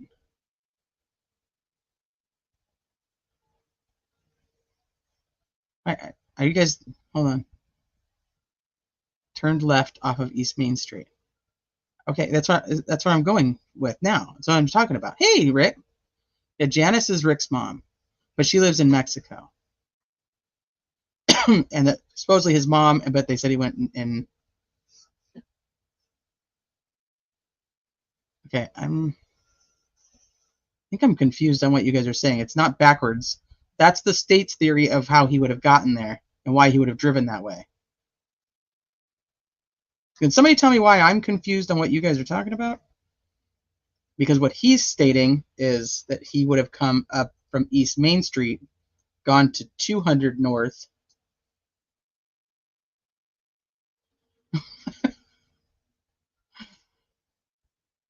Okay. No, you're agreeing with me. Okay. Sleuthie says stop. Okay, I'm going to wait. Link me. Link me. You got it. Let me link Sleuthie. Let's get the goose in. The goose is loose. Shit, where am I going to get a link? Here we go.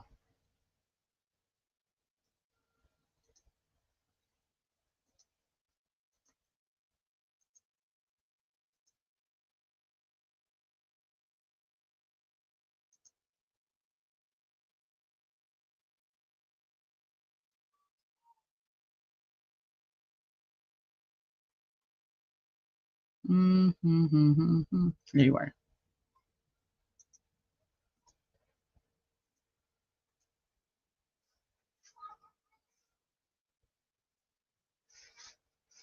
Okay. All right, we'll get the goose up here. She told me, hold off. Wait a second. Hold up. Wait a minute.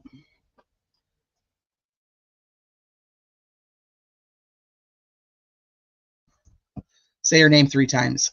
You can. I got the goose signal. Somebody put it out. There it is. Chelsea put it out. Put the goose signal up. The goose. There she is. Okay. Nope. Gosh, this whole thing looks entirely different. Oh, because you have like cool access now. Oh Can my you God, do let me stuff? click on something. Oh my God! Gosh, you did it! Wow, fancy. Sweet. Okay, so the path that he told them he would have gone was the Main Street one where you just said. Yep. And then left onto that main road. So there, all the way out to the, yep.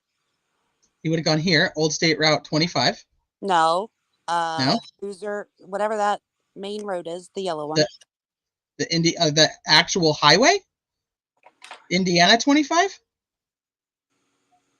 This is actually like the highway. Like this is the old route that you used to take.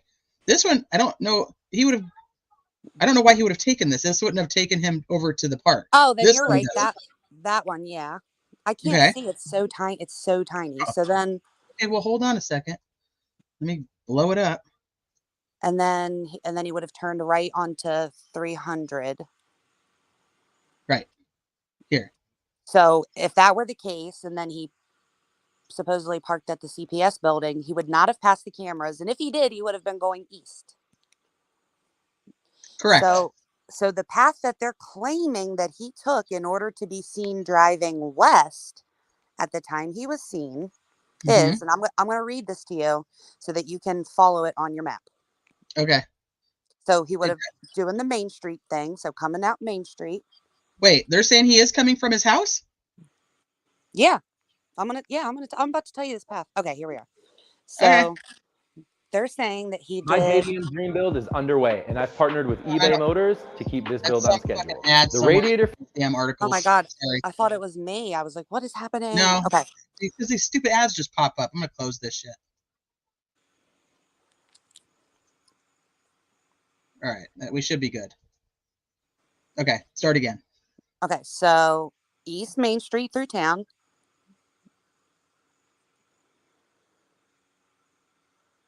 He would have then gone right on Hoosier Heartland Highway and gone down to West 200 North and turned to left. Uh-huh. And then take that all the way down, turn left onto North 450 West. I think that's right here. That's 550. Far. It's far. Julie actually drove this route once. 450's over here. Okay. Okay. So then took that all the way up to turn left on West 300 North. And why would he do that? I do not know. They have him going in a huge circle in order to be seen on that camera going west at 127 or whatever. Wait. Okay, so I am confused. I thought the whole theory was that he came from his mom or mother-in-law's house up in Peru over here. Hold on, let me get over there. Remember in opening statements when Baldwin said, and actually I'll pull it up, he said something to the effect of like that they have him going a ridiculous route, like a route that nobody would take. It makes no sense. It's entirely out of the way. But that's what they had to do in order to account for him being on that camera. But now we're finding out he might not have even been driving that car that day. So. Oh, then I'm looking at the opening statements to see what he said.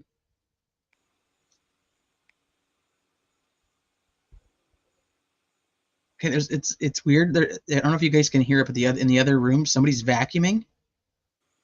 It says State says Richard Allen arrived and parked at the CPS lot around 1:30 p.m. The route the state claims he took is odd, and there's no good reason to take that route that he drove in an abnormal way. And Baldwin's? Yes. Opening statement? Oh, okay. I was looking at Nick's. Nick doesn't like his opening statement. My notes on it is like a page and a half. That's a page and a half. Wait, what are we doing? He basically says nothing. He says, I'm looking to see if he even says anything about his car. Nope.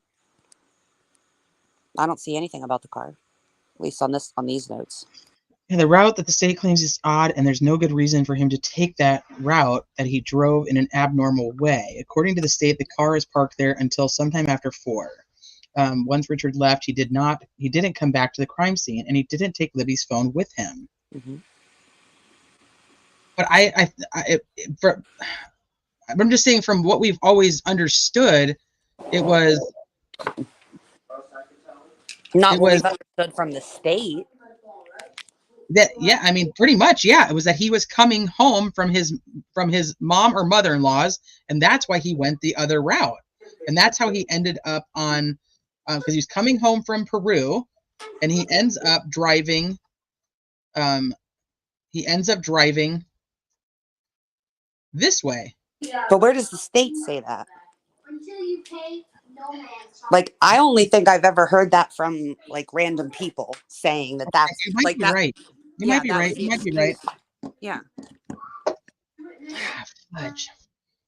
But he went to get a jacket first on an abnormally, unseasonably warm day. So Do they have- basically, is just there like proof that this dude went home?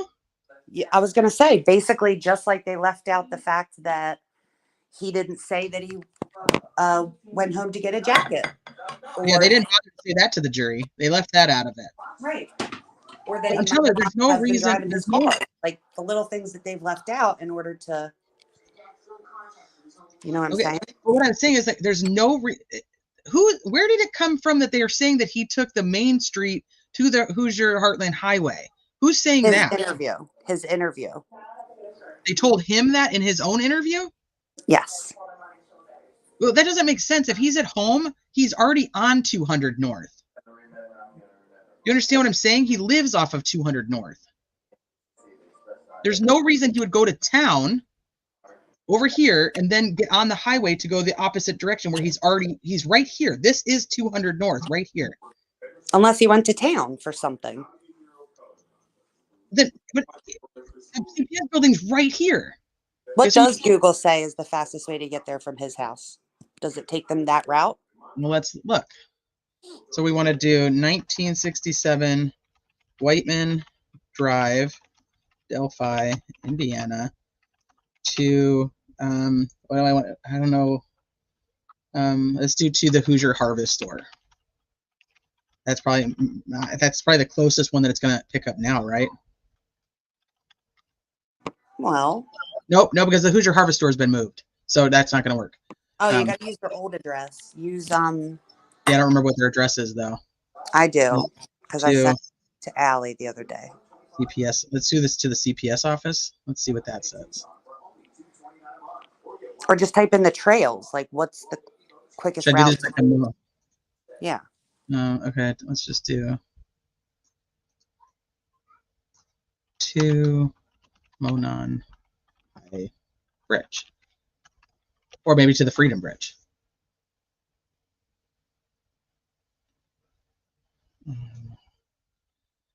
If you do from his house to Monon High Bridge, it tells you take 200 north over to 625 west, which makes more which does make sense. I mean, you could easily do that, but I don't know why do they have him over here on 450?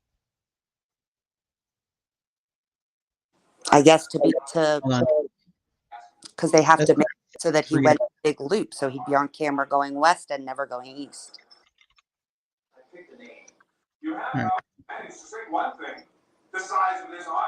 To go to the Freedom Bridge, which is technically right where he parks by, which is over here, it has him going from his house, back up, from his house down here, up this route, onto East Main Street, and then over here to Freedom Bridge. Well, the biggest parking lot, so the Freedom Bridge parking lot, this is a parking lot right here. Or right here, wherever it is. It's a trailhead parking lot. So it would show him going here and then to here. But it would be, I'm telling you, it'd be this route, going through town, going up here, Old State Road 25, going over, and then parking at the CPS lot.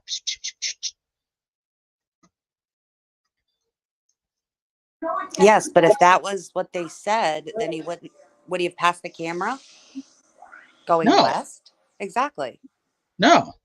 But what I'm saying is, even in their own conclusion, it makes no sense that he goes into town, drives over to the Hoosier Highway, comes back down to where he lives, because 200 North is what he lives off of, and then drives all the way over. The whole point is to say that he went out of his way to, like, I guess, like, maybe avoid cameras or passing somewhere. Like, he took the back roads. Okay, let me pull this up real quick. Was something happening like through like I don't know. I don't know. But I think it's, I mean, but even if he's just taking the back roads, it still doesn't make sense that he decides to go up through town and then take the Hoosier Harvest Highway and go down 200, unless he went to town for a How much reason. you want to bet? How much you want to bet that they saw him maybe going through town?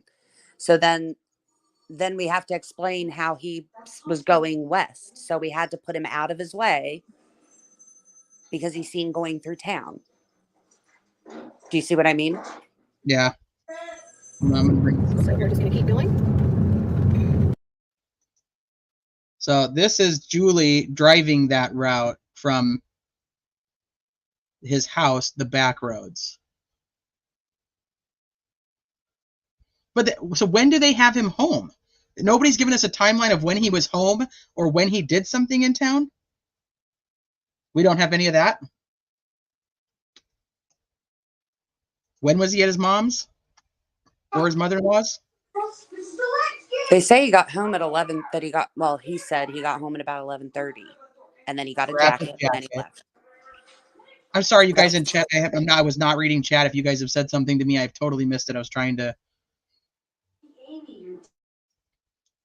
I agree that the back roads wouldn't matter, but my point is that they want to act like people go the way Google takes you all the time and use those times.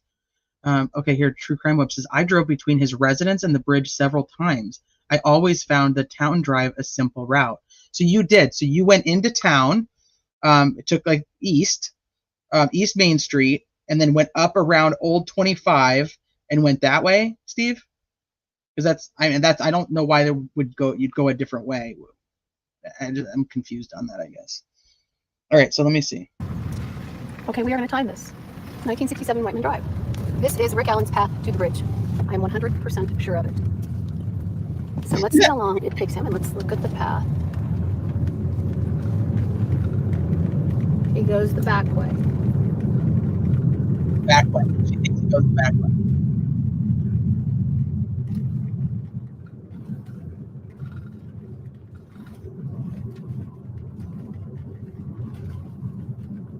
So she's currently driving down 200 North,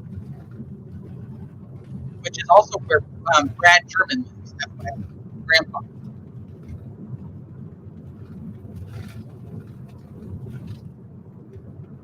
You guys hear it okay? I mean, it's just wind right now, but I just want to make sure she says something you guys can't hear. I can hear. If he's going to be in town on a different, if he's going to be in town. Up here is, so the transfer station's over there, and this is 625, which there's Abby's house right there to the left. So we're just going to keep going.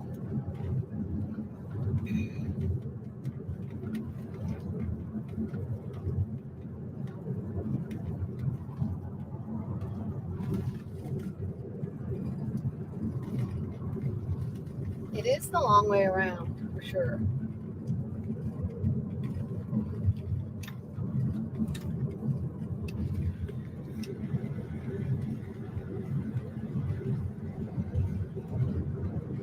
I don't remember what route she turns left on, so let's see what she says. But she also doesn't go into town first. She takes the 200 straight over. There. I'm not just self-driving.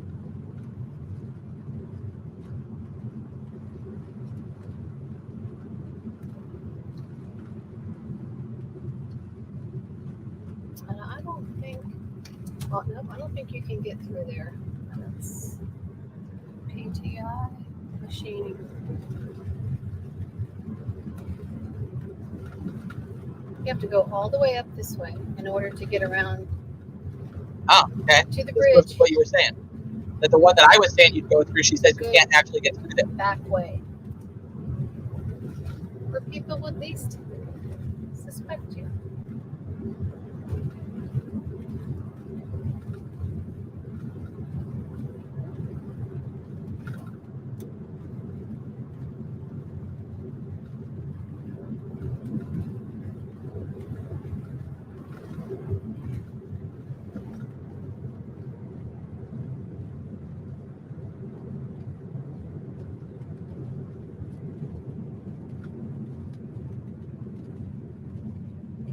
turn here. This is purposeful, man. Where's she at? West. What did she say? She said this is purposeful, I think. I think she says the name of the street. Hold on. This is purposeful, man. Yeah, this is purposeful. It's so out of the way. That's what she's saying. 450 West. Yeah, this is the route.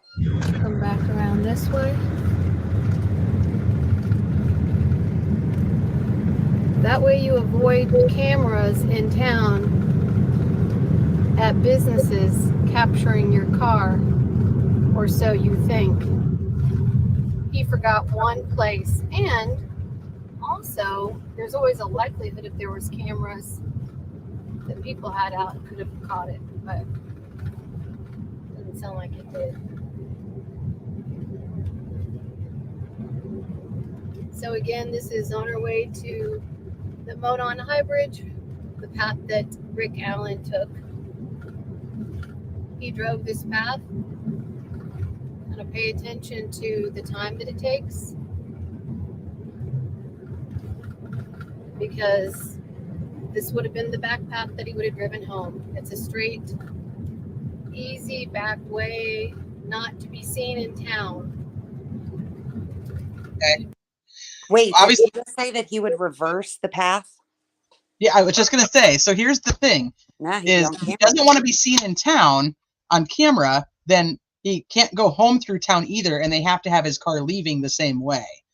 So this is an older video. This is, I think, right when he very first got arrested. So just kind of keep that in mind of her commentary. You know, I think everybody, when he got arrested, a lot of people were like, okay, like, we got the guy. Let's see what we got. Let's see what we got. And then people started to go, what the hell? Wait, what? Yeah, but if he reversed his path and went back the same way he came, then he would have passed the camera then going east. Correct. And he So didn't. said, yeah, and he didn't. So, but the whole theory here is that he doesn't want to be in town to get caught on all the in-town cameras. That's not going to work because he would have had to have driven home through town. Think about You see this. what I'm saying? I bring you in, I'm interviewing you in 2022, and I ask you all these questions, and you tell me your car, which one you might have been driving, and the path that you took. So I try to corroborate that. I go, we know that this is what he did, because what Mullen did, because he didn't get the footage that he claims now has Rick's car on it until 2022. So in an effort to corroborate what you're telling me, I go in the area to the paths that you say you took. I start on Main Street. I find a camera that has your car on camera. So I'm like, okay. And then I go the other ways and I don't see you. So I try the Hoosier Harvest Store and I see you going in the opposite direction. So now I have you in town and I have you going in the opposite direction, or a car going in the opposite direction. So if it's you, or I want to say that it's you, I have to have you take this weird path through town and then all the way around in a big circle. Otherwise, this black car is not yours. Can I also just clarify, why in the hell do we have Mullen, who goes out there on February 14th, watches the Hoosier Harvester video, takes pictures of the screen of every car that's passing by in this time frame, and yet they don't make sure to identify every fucking car that drives by? Let me be clear. He did not have this car and the footage of it until 2022. I know, but he testified earlier in the trial that he went there on the 14th and took photos of all the vehicles passing by in the time frame. In whatever time frame he thought he wanted to have or whatever. That doesn't mean he got, if he had pictures of Rick's car, he would have had to do it in 2022. You see what I mean?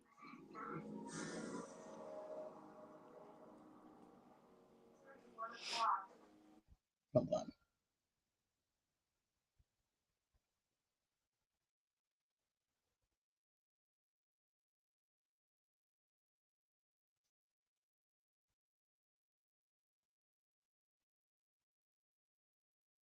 I thought I wrote down the time that he was out there.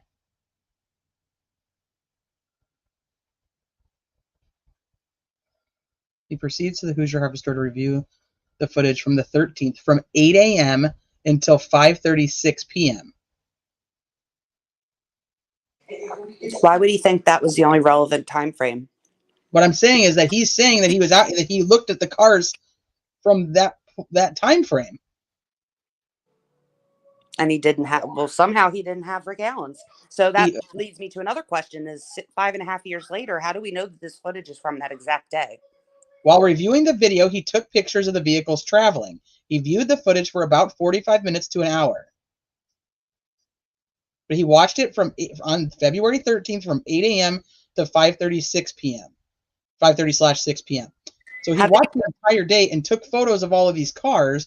And you'd start working at the timeline that the girls were there, and work your way backwards, or right around that time. And at 1:27, that would be in your relatively important time to try to identify cars that are driving by there. How did he watch all those hours of footage and take pictures of the cars in just 30 to 45 minutes? 45 minutes to an hour. But yeah, how did he do that? I get your point, because you just keep fast forwarding it until you have another car.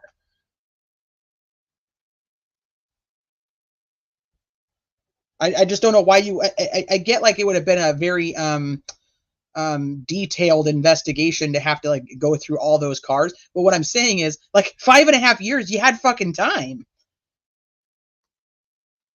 Angel, they said today that she was at work. Who? Look at you scrolling comments. I like it. Do it. Handle that. I didn't mean to do that. I meant to delete Scott's. Oh, you can't do it from StreamYard. Okay, Sleuth Investigates has got it under. Okay, so let's go back. Let me go back to Julie's video. I'm not clear on why they would say he's in town. And are we going to get some type of testimony that tells us that he actually went through town? And that's why they're trying to say he went this really long. If you were seen out here, had to go through the highway to get back to over here to 200. People wouldn't likely put two and two together. It's just another vehicle you're passing by. And then here we are at 300 North. We're going to turn left. I think 300 North is busy as fuck, but what I'm telling you is you'd start with the time frame around the girls and you'd work your way out. And we're on our way. And here she is driving on 300 North, so let's see how busy it is. To the high bridge. So I'm keeping it around 50, 55. But right now I'm not quite 50 miles an hour.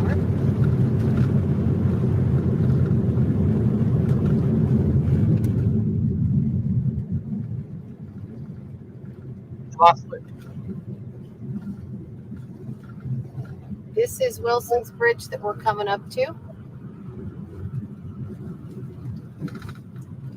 That's why it's a one lane. And as you can see, people go, this is where a lot of people put in for going. This is the old Wilson Bridge. This is what we talked about this the other day, closer to where the quote unquote cave was, is closer to this Wilson Bridge. Tubing. The water's really up right now. We've had a lot of rain. So came back around this way.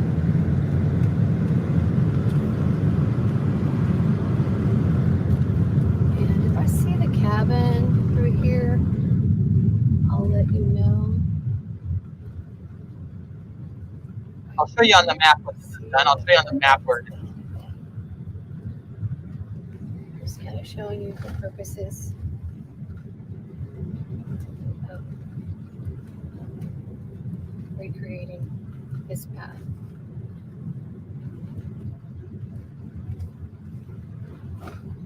This is the home. I don't know who lives there now, but that was the Abbott home. Wait, not that one, sorry. I'll show you. This home was for sale at the time. Just kind of an FYI, not any reason at all. Okay, I can see back there, I can see a house. Oh, I can see the cabin back there. I think it's the cabin. Yeah, I can see I don't know if you guys can see that, but back there across the water is a little cabin. We're still looking.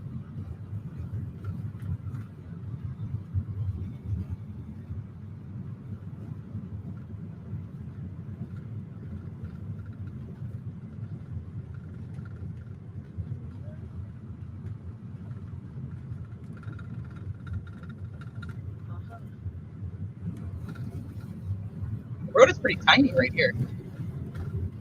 Oh, I see it. I see it. Oh, here. Do you see it? Do you see it? Let me pull up. Do you see it? The cabin. It's right there. It's right there. That's the cabin. Okay. Don't be calling anybody names. Nobody call each other names. I don't care whether you think he's guilty or not. Just don't be assholes to each other. That's, you guys know the rule. I don't care what you think. So we're at what? 8-minute drive. So he took the back way. He could have gotten there quicker, but no. He didn't want to be caught on camera. And most of those homes don't have cameras facing the streets. There's the Mears barn that's brand new, and there's Ron Logan's house. And then here we are, the cemetery. This is all going to look pretty familiar. Like I said, you cannot really see very easily somebody that's at the very back of it. It's hard to see. Okay, I'm going kind of fast because I've been here all day. I need to get out of here. Of course, we have Mears up here.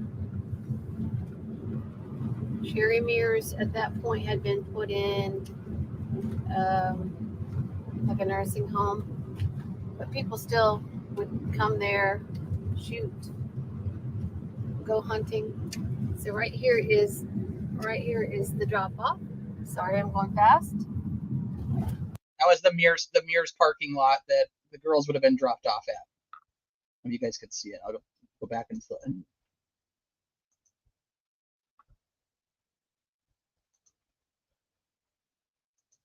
don't know if I can capture it.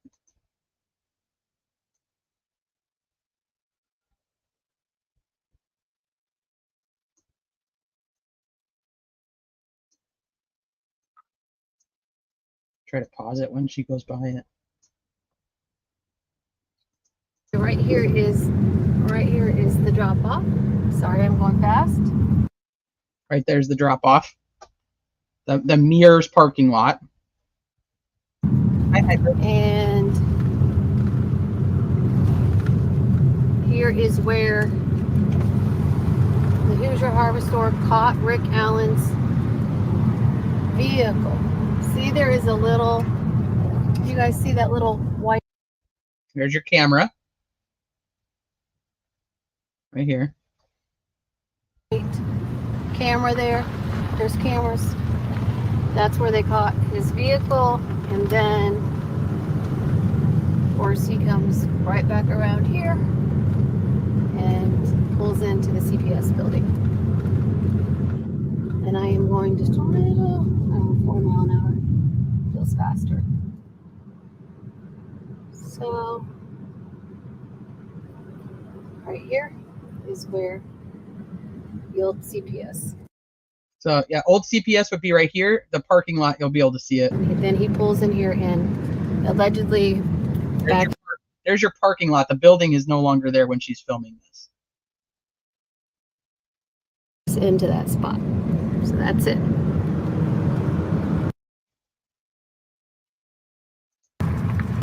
Okay, so get out of that area. Go back to the map. I can kind of show you. So we were talking. Somebody asked if this is the route that the state is saying. So this is what I was kind of confused on. Now Sleuthy left me because if he goes home and he takes the back route, and that's how he ends up caught on the Hoosier Harvest Store, right? So he lives here. This is 200 north. He drives over here to 450. I kind of zoom in so you guys can kind of see. He drives over here to 450 and goes up 450 and this is kind of what Julie just was driving in that video.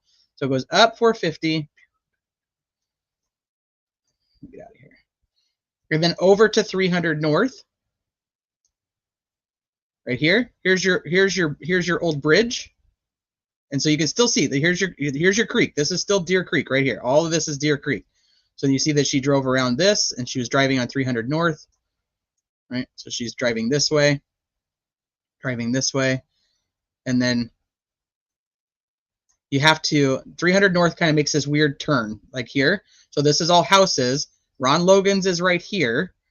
So 300 North goes, and then you make another turn onto 300 North. So this would be, if you guys remember, we were talking about that they had trail cams supposedly from this area or from one of these residents that we still to this day don't even know if they came and picked up. The cabin is Edging's cabin. And where do I have this? Let me get to the right. Let me get to as close as I can to that time frame so I can see if I can show it to you.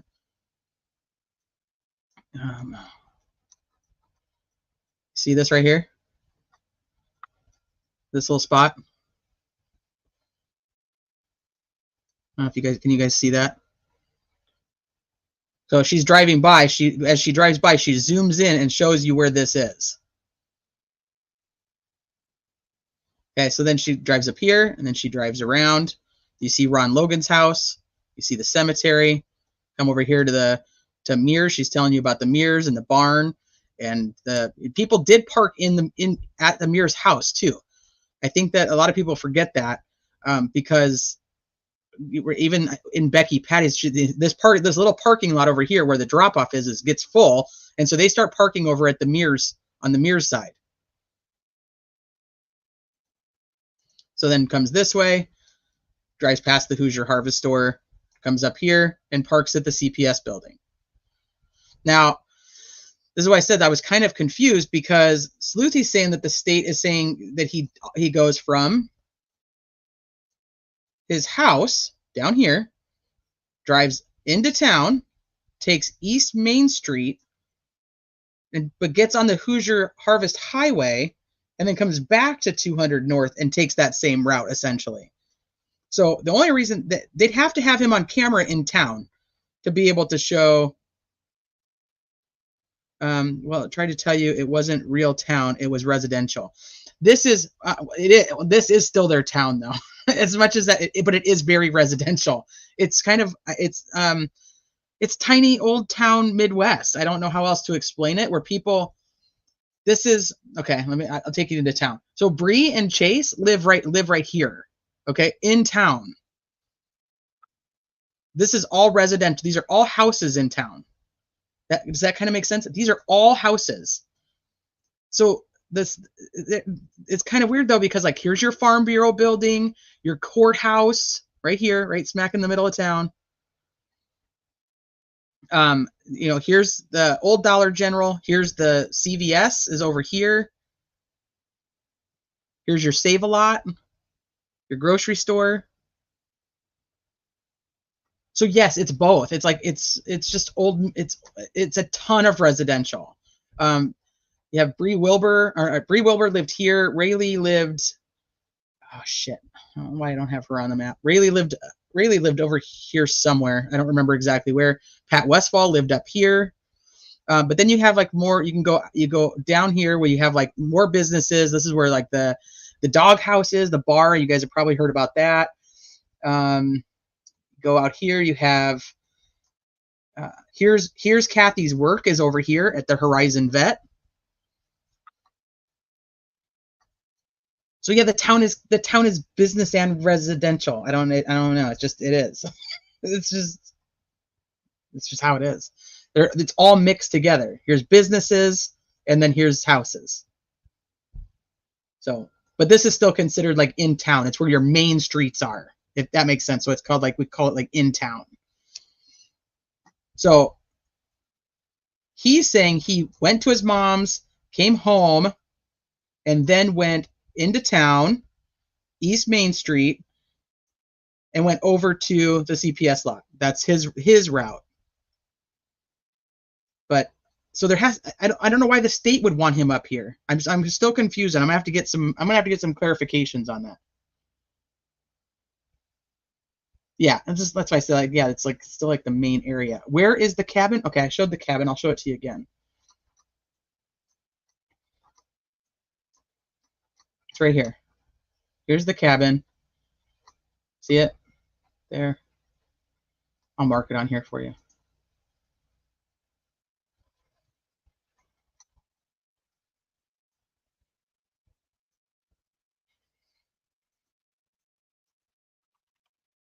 Edging cabin.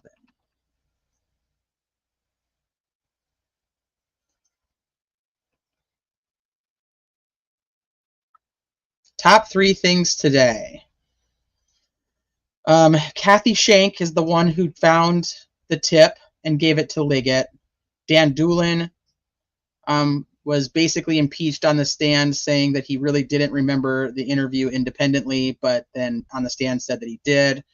And Mullen, I don't have 3. Mullen said he didn't get the footage from Hoosier Harvest Store until 2022. And then Liggett was probably the big one. Liggett said the description that the girls gave and that Betsy Blair gave and essentially Sarah Carball gave, that nobody gave a description of a person who resembled Richard Allen. That would be your big takeaways for the day.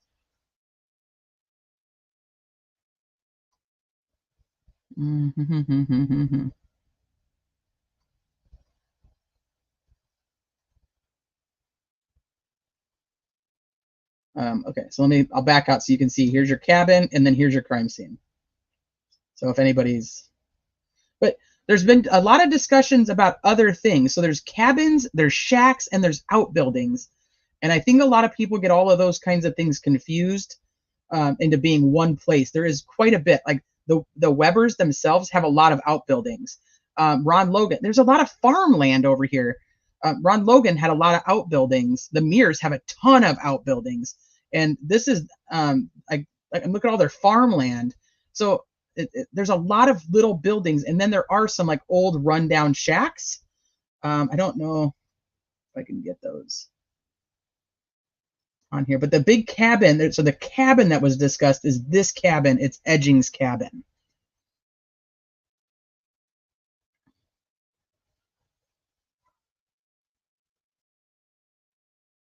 Always, Travis. Always. So I don't know. I need more clarification on the state's route that they're saying that he took versus the route that they're saying that the defense is saying that he took. But I think the whole point of the testimony today when it comes to this was that when Liggett was testifying, Liggett or Mullen, whichever one it was this afternoon, that when they were testifying, they didn't bother to tell the jury about him going home or his comments saying he went home, got his jacket, went through town, and came and parked. So they didn't want to tell the jury that until obviously on cross. And then we don't know the answer to that. I already closed that article. That last question. But it's after 4 now. I know that Andrea Burkhart will be going live. Bob did his live in 2 parts. So he sent his notes to Allie, and she did like a lunchtime live. So I haven't finished that one yet. So I'm going to go back and finish that one. And then Bob does the afternoon part 2. And Andrea typically goes live right about now. Lawyer Lee goes live right about now. Tom Webster was already live. I don't know if he still is. But those would be the places I would suggest if you're wanting more information from the attorneys or the people that I feel take very good notes that have been in the courtroom today. That's where I suggest going. I'm not going to reroute you guys because I don't know how long anybody's been live, and so I don't know if anybody's about to end. But you can check out Bob, you can check out Lawyer Lee, you can check out Andrea Burkhart, or check out Tom Webster. All 4 of those were in court today and have very good notes and are doing videos to talk about what they found. Other than that, I'm going to wrap up for the day, get myself some clarification on things that I have questions on and that you guys have questions on, so that when we come back tomorrow, we can recap, fill in the blanks of what we missed today based on in-court gallery attendance, and then we'll talk about what's happening in day 7 tomorrow. Day 7 of testimony in the Richard Allen case. So other than that, thank you guys for being here. It's been 2.5 hours. We covered a lot, especially for not having anybody in the courtroom today like Julie was yesterday. We still were able to get a lot of info, covered a lot of that info. I think we clarified some things that we could, and I appreciate you guys being here and hanging out with me, and Sleuthy for coming up and trying to help walk me through this route. But I will see you guys tomorrow. Go enjoy the rest of your Thursday. Thursday. Go enjoy the rest of your Thursday, and I will see you guys mañana.